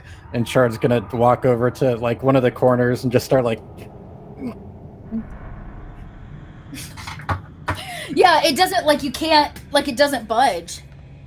He might need some help on this one. I don't really want to touch anything because last time the thing I touched exploded. And that seems like a sign to me. Is there anything like a box that says ego that maybe we can deflate so that the head gets smaller? Oh my god. Why wouldn't there be? Why don't you quick roll me a I'll take a perception, just like or an investigation would work too, just to search the space for one. Because you got to go through like all the boxes and stuff. There's like, you know, creepy kids' toys and things in the corner you got to have to dig through. At a 9, you don't see one, but you can turn around to the group and let them know what you're looking for, and they can also roll for an investigation. I'm looking for the ego. Can somebody find the ego box? I mean, or Derek it might be a is balloon, right there. or an item that says ego. I resemble that. Derek is the ego in the head. I am lovely, thank you very much. You are. Okay. All right. Searching for. Okay. Oh. Yeah, so It takes a everybody lot just of roll ego an to be that investigation. competent a man in that dress. I mean, I'm It might in fucking fact be Shard. so. A proficient 23. What are we And rolling? so- Sorry, I keep breaking up. Investigation. Investigation. It's so cool. That is a 16. Okay, so Derek does a pretty decent job. He finds the id and the super ego boxes, but because Shard was doing such a great job organizing them, he had already actually found the ego box, and he's like, "Oh, it's right here." Blah. Right? And he pulls it out, and on the side, in this kind of disgusting script lettering, it says ego. This one says super ego, so this one's better, right? Makes sense It's to a- me. Yeah. I I was about to say, the super ego is a much smaller, like, box. Huh. It says super on it though. Maybe What because happens? it's super, so it's smaller, and that's okay. It's like 8 times the ego, but it's just smaller, more compact. What I want to know is, Ari, what do you think happens if I put this box in my bag? Oh my god, you're gonna eat it, super ego? I mean, just hypothetically, if one were to put a super ego into a bag of devouring, what would that look like? Is nobody curious? I mean, now I am. I wasn't before, Right. but That's now all I'm I saying. am. I mean, why the not same- put all the boxes in the bag? Is it a finite bag? It's got an appetite, shall we say? I mean, we got plenty of boxes here. We could, You guys are doing Inception like box within a box. Hide the ego deeper. We must go deeper. You guys just gotta tell me what you want to do. I personally want to burst its bubble of an ego. I'm ready for dinner. I mean, it's been a long time. They have a few It has. things laid out. This- We this got is the last dressed up. hit. Oh, have we lost him? We've lost him. Me? No, I think we lost Pangalactic. He'll be back. He said Okay. his signal was in and out. Okay. Yep. So, I'd say we could just stick with the plan of deflating the ego. We can let him have the super ego. Yeah, And we don't we'll need take the normal ego, and he could do what he wants with the super ego. All right. So that's kind of super ego is kind of the like moral compass, if you would, usually, or like moral conscience, which is why the box is so small. Because let's be real, this isn't Balls Dominion who has a good conscience here. So, it's a much smaller box. Like I said, the ego is relatively large, and then the id is a bit larger. So, if Derek eats the super ego, he might actually become more self-conscious instead of getting a bigger ego. That or Ball will just become more evil.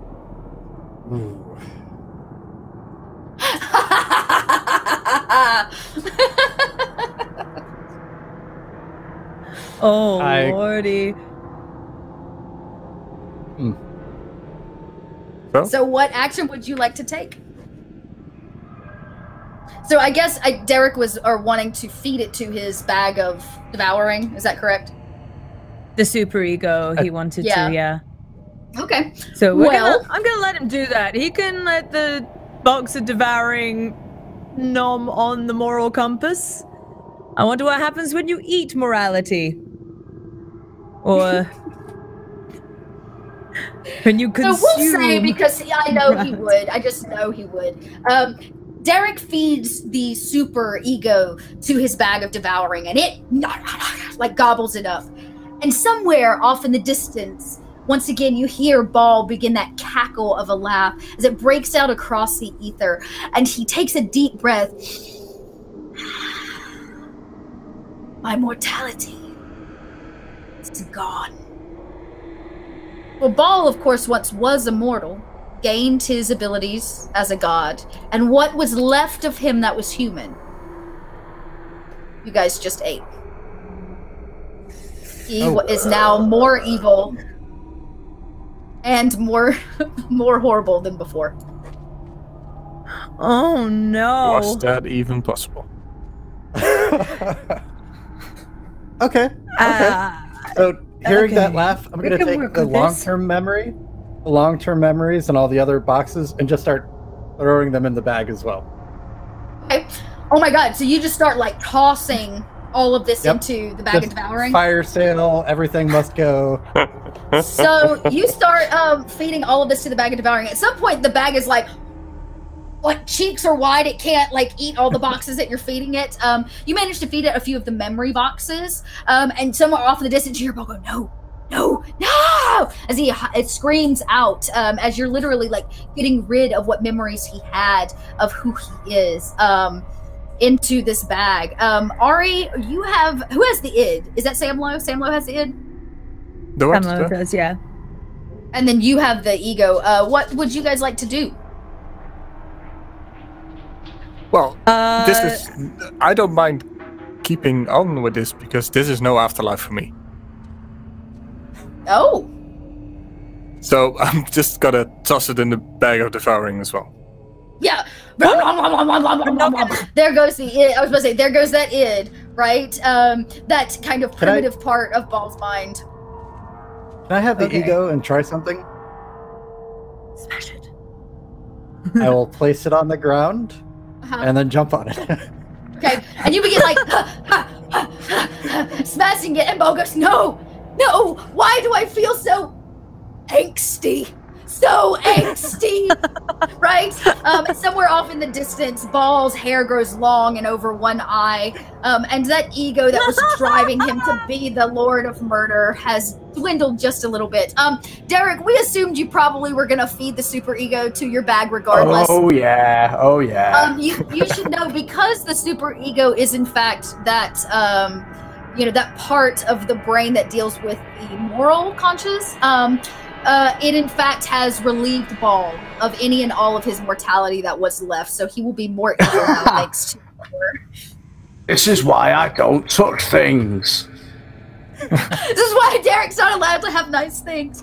And as this happens, and you guys kind of feed all this into his bag of devouring, and you smash the ego box, you begin to notice that the room is shrinking at a rapid rate. So I need all of you to make a dex check to get out of the room before you get closed in the head. I still can't get back into fantasy ground, so I'm just going to roll some real dice. That's cool. Yeah, just roll an IRL dice. That's fine, man. Cool. Ooh. Nice. Total 26. Nice. 26 gets you out. You dexterously dodge the shrinking room. 14 for me. 14. You also managed to get out. 5. Ari. Oh, at a 7. I'm gonna say with Shard's we have baby bumps. yeah, your baby bumps. Your baby bumps get in the way of one another. It's just too much baby bump action. As you guys we get jammed in the doorway. Yeah, in the door. We're like, no. As everything's like shrinking down. But I'll say with Shard's 20, he not only makes it out first, but he does dexterously grab the both of you and help pop you free just in time to watch the door of the attic on this landing shrink down into a head. And it is a male human head. If you would like, if you have a high history, you can roll a history and see if you recognize who this person might be. Might as well. +5. No, 15. Maybe with a 15. Anybody else? They're those 20s we've been looking for. Ooh, Ari, 22. And 22. The two of you, I don't know if it's because you're very learned or studied, or maybe it's just because Ari has been part of the rogue world for so long and a part of the assassin's world for so long, but you know this to be the human form, the human head of Bhaal, because of course before he was Bhaal, he was a mortal man who had a life, and he was a rogue. And this is his head. And it stares at you sitting on this kind of concrete slab that once was the attic at the top of the house. And that is the last head. You have collected all 8 of them. I want to pick it up bowling ball style, like a finger in each eye and a thumb in the mouth. Yeah, you pick it up bowling ball style, and you guys are able to kind of retrace your steps back through the mansion, down past the knights, down past the nursery, and back into the main dining area. You know, zoop, zoop, zoop, zoop, zoop. It's pretty easy to slot the heads at this point based upon like race or size. And Bhaals is the last one, sitting at the head, of course, of the table. And when it comes back, the head of the table. Roller 300 asks, is he bald? No, I refuse to let that joke land. No, he is not bald. Bad dad joke. As Bhaal's head kind of like swoops to his body at the head of the table, you see it his robes shift and change back into the black billowing kind of reaper gown that he wears, and his hood grows up and over, and he laughs. Yes, you have done me a great deal of favors today. You have released me from those pains in my heart. And he points right at Derek, and he looks at Art and he says, and you have taught me to be even more evil and risky, getting rid of my ego to look past what I want and look straight to what is necessary, which is murder. And he claps his hands, and the 7 of the rest of the bodies, their hands like bang on the table, and he says, wake up, minions. Their eyes open. He claps his hands one more time, and I need everybody to make a Constitution save. Oh God. Oh no. Oh, accidentally grabbed the whole page. Hey, you saved all your good rolls for the one thing I needed you all to roll poorly on. Okay. It's gonna have to be Ari. You feel Bhaal try to like rip your body from its place, and maybe it's because it's happened so much that you guys are able to fight it, but Ari cannot. And he lays Ari out in the center of the table, and he says, please, guest, it's dinner time. And he has served up Ari for dinner, and the 7 of these zombies raise and begin to reach for her in the center of the table. And so well with the wild magic thing of only Ari was going to get any. Yeah. So we will, in fact, do our final initiative of the night to see if you guys make it through dinner. Question: are they eating around the pregnant stomach, or is that getting eaten as well? Oh, that's a good question. They haven't actually managed to like eat her yet. So you'll find out when they start attacking what they're attacking. And there are in fact 7 of them, remember? Oh God. Oh God. And I'm gonna roll for all of them just at one time, because let's be real.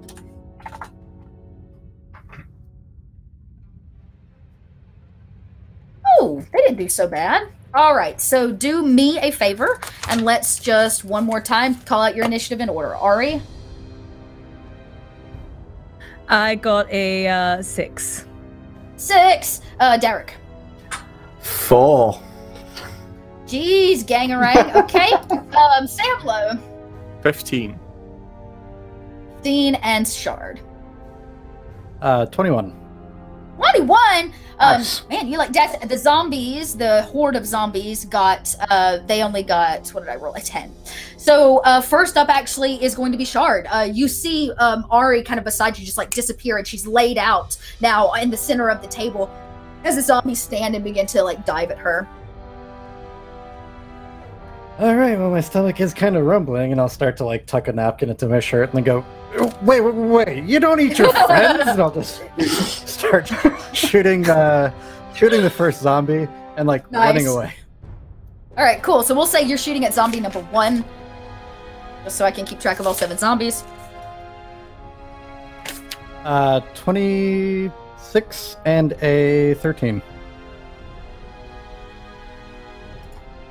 20 is a hit, and the 13 is a hit. Hit.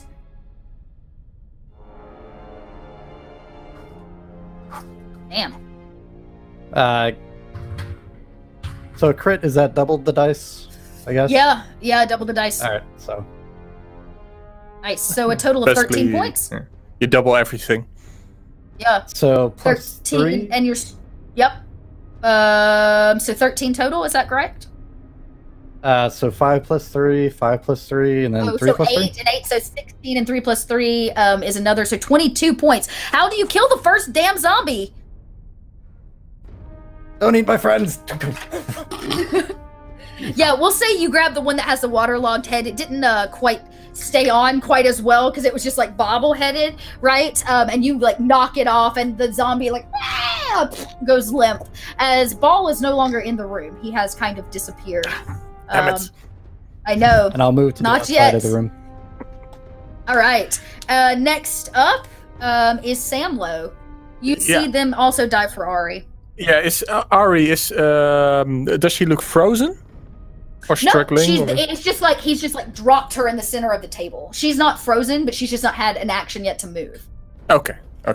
In that case, I will rush over to her position, stand over her with the shield, and hit the closest to one each with a strike. Or doesn't matter if I announce it beforehand. I don't know. Okay. Cool. Yeah, no, that's fine. Go ahead. I'm gonna draw their attention at least. That's the plan. So the first attack is 18. 18 hits. For 10 damage. Okay. And the second on another to draw its attention is a 16. Yeah, how do you kill that zombie? And the other one gets 8. The zombie, basically, I aim for its legs and just sever its legs right under it, so it falls and can't approach any closer. Yeah, so the first one you like slice its legs off, and as it falls, you get another kind of stab in it, smashes its head on the side of the chair, and it goes limp when it hits the ground. You know, the other one you manage to just come down with a nice slice across its back. You hear it call out. Let's see. Okay, but it is still standing. So you guys have 2 of 7 zombies down. It is, in fact, the zombies' turn. So all 5 of them that are left standing are going to attack Ari with their hands and try to rip her apart. Here we go. So let me. Yep. First one at an 8 to hit. Probably not. Miss. Still rolling like crap today. 13 to hit. My 18 is 13. Okay, so that's 1 to me. God, I'm like rolling. I'm glad that I'm not trying to kill you guys or anything. So that's a second hit. 1, 2, 3, 4, and 5. So 2 of them managed to like hit you. I'm sure you're like dexterously trying to dodge their fist on the table. You will take from the first zombie, or the one of the latter zombies, but a d6. You take the first one, d6 plus 1, and you'll go ahead and take the second one, and a 1 and a 1. So you take a whole of like 4 points of damage between the 2 of them as they like beat on you. And the zombie's turn is over because I rolled like shit, and it moves on to Ari. In fact, how would you like to proceed? Ari would like to roll the hell off of this table. Gosh. Why don't you just make me, if you want to do it acrobatically, you can tell me how, or I'll take an athletics for you to like maneuver your way through. You know what, let's do an acrobatics. I would almost like to kind of do like a flip up, you know, like when the people are lying down and they do kick their feet? Like leg. Yeah, they kick their feet up and get themselves back on their feet. So she's gonna like do that and then kind of handstand jump off the table kind of thing, like, you know, that like so you like flip yourself forward and almost go into like a front handspring to get off the table. So roll me, if that's your goal, your acrobatics. Okay. Come on, dice, don't let me down now. Woo! Nice. Okay. Yeah, at a 20, you very much successfully managed to do that and use your turn to free yourself. You're standing at the end, the far end of the table near the stairwell now, but you are no longer in the middle of the table, if that makes sense. Yes. Booyah. Cool. All right, and we move right along. Last but certainly not least is Derek. Cool. I'm going to use my channel divinity. I'm going to turn undead. So any undead that can see or hear me within 30 feet must make a wisdom saving throw. We all know how that's gonna go. Poorly, I hope. Poorly, no doubt. Add a 5. I gotta roll it a few times. Hang on. Oh yeah. I'll roll it. See if there's a few of them that do and a few of them don't. So DC is 15. DC is 15. So yeah. My cat thinks she's starving, you guys. She's like at my feet. So looks like I got one more to roll for. Looks like one of them makes it. Right? Yeah. There's no point healing people. We're all dead already. No, we're all dead. There is one of them that makes it. What happens to the other 4? Are they CR a half or lower? Yes. They are destroyed. Damn it! So the 4 of 5 that are left just like poof. They Buffy poof, you know, and dust out at the feet and to these little piles. As there's one zombie left, and it kind of looks around, extremely scared now that it's the only one left standing. And I'll say, "Fuck you, Bhaal." It will not give up on its mission to try to eat Ari. It is now Shard's turn. Just gonna go, what the? Okay, and shoot the last one. The gravity of the situation kind of just re-roll that one. Nice. Just sinking in now. So 18 and 12 to hit. Both of those hit, in fact.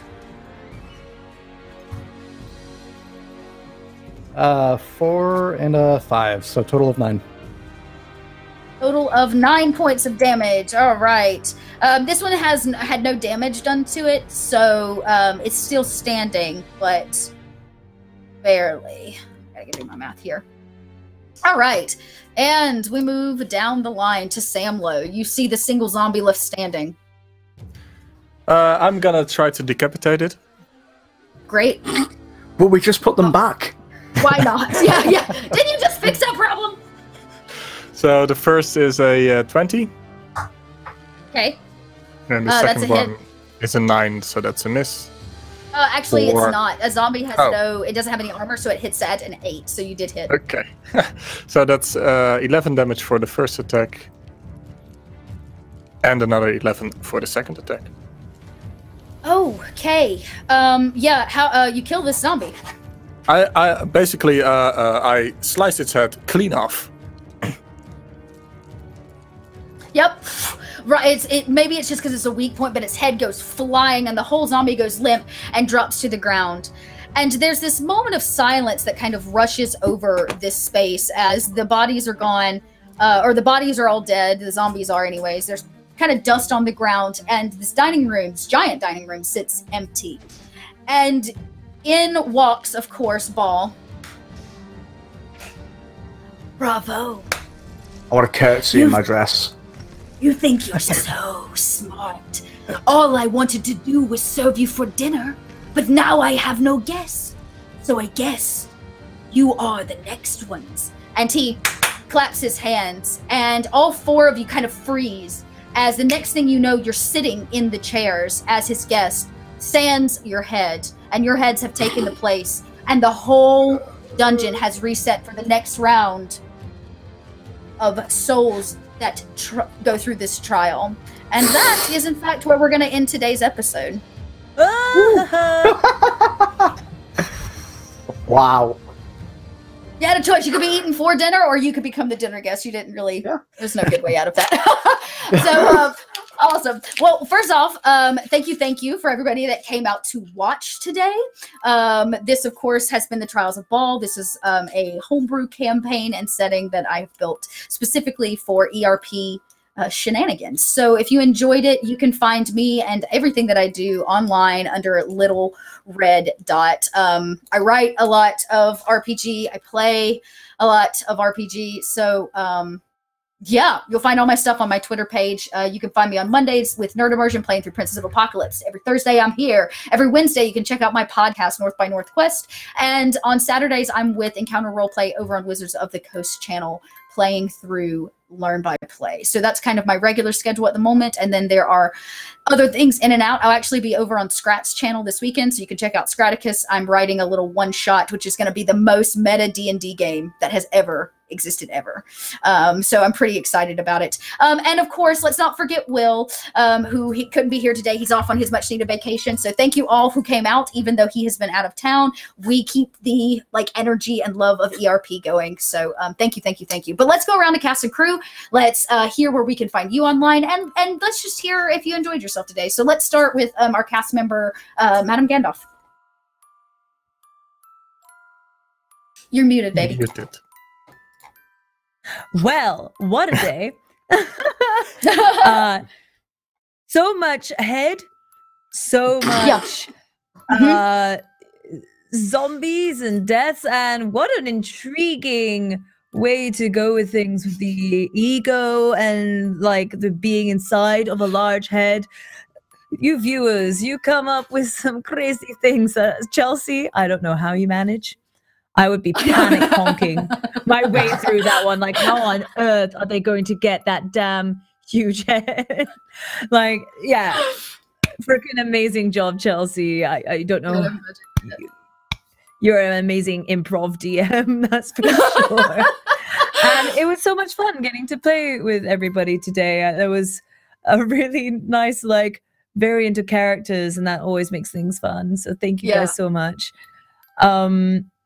But I guess, yeah, my name is Madam Gandalf. I'm a variety streamer here on Twitch. I have my own D&D show on Wednesdays set in the Witcher universe at 8 p.m. Eastern, as well as I do a variety of games. I do cooking. I do pub quizzes. We're set inside the tavern, so, you know, come on down and have a drink on me, and yeah, hope you enjoy your time there. Awesome. Thanks. We, of course, want to also, yeah, no, that's great. I didn't even realize it was a pub thing. I was like, I'm going to have to go drink with Madam Gandalf. All I needed was the excuse. Now you know. Now you know. Of course. And Pangalactic, thanks for coming out, our other cast member, of course. How do you like today, and where can we find you? It was so much fun. I say this every week. This is like the most fun I have all week, every Thursday. I love it. And we actually got to the end of a trial for once, which is You awesome. did. You actually like made it through. Like Bhaal was like, yeah. Oh shit. What do I do now? That was really fun. I really enjoyed that, and I can't wait to see what the hell is going to happen to us next. But yeah, I am Chris. My name is Pangalactic on Twitter. You can find me at Loot the Room. I do DMs, guild stuff, and things like that. I'll drop some links in the chat and all that. Thank you guys for watching us. This was awesome fun. Awesome. Yeah. And of course, our two viewers for the day, one of which is, you know, running hard tech, and we're going to say hello to him. So do you enjoy it today, friend? Definitely. Yeah. So, yeah, it was the last, I dropped in last minute. So kind of improv everything, grabbed a character online and just went for it. You did great. But, yeah. But I'm a viewer, but I always just like lurk in the background. I have all these screens with the stream on my desktop, and Thursday is normally my my RPG night. But Will is in Iceland as a frozen Viking, and so skipped a week, and yeah, now I'm here playing D&D. I'm really stoked you could join. It's like, yeah, you're always like lurking, always see you, but I've never actually got to play with you. So this has been a pleasure. So thanks, man. I'm glad you actually like decided to play, and like even if it was an improv character. So yeah, well, awesome. I was like, if there were 2 or 3 viewers, then it's okay. But yeah, since we're it was great, Very and fun. the dynamic today was like killer. So, and of course, last but certainly not least, another one of our viewers, Rally Security. Tell us where we can find you, and if you enjoyed yourself today. Boy, things really came to a head in that last room. So I have loved watching this show. It's always fun. There's always something new and interesting going on. You can follow me on Twitch, Rally Security. We're an information security podcast. I'm a hacker by trade for my day job. So we talk about information security stuff. You can find me on Twitter or Twitch and Twitter. Drop those links in chat, and looking forward to more games. Yeah, awesome. No, thank you for coming out. It's been a total pleasure to play with you. So, in fact, remember, you two can join the cast of ERP for a day and join the viewer game. That's why we call it the viewer game. So all you got to do is sign up. You can check out their website. There's a form you got to fill out. It's real easy. I know that slots fill very quickly. So if you don't get into this season, we'll definitely slot you for next season. I know that seems like far away, but these slots, man, they fill. So but thank you again for coming out. And as Will would say, let's do him justice. Try not to roll too many nat ones, because we want to be there laughing when you do. Have a good night, everybody. I rolled one. Oh, yeah, bye.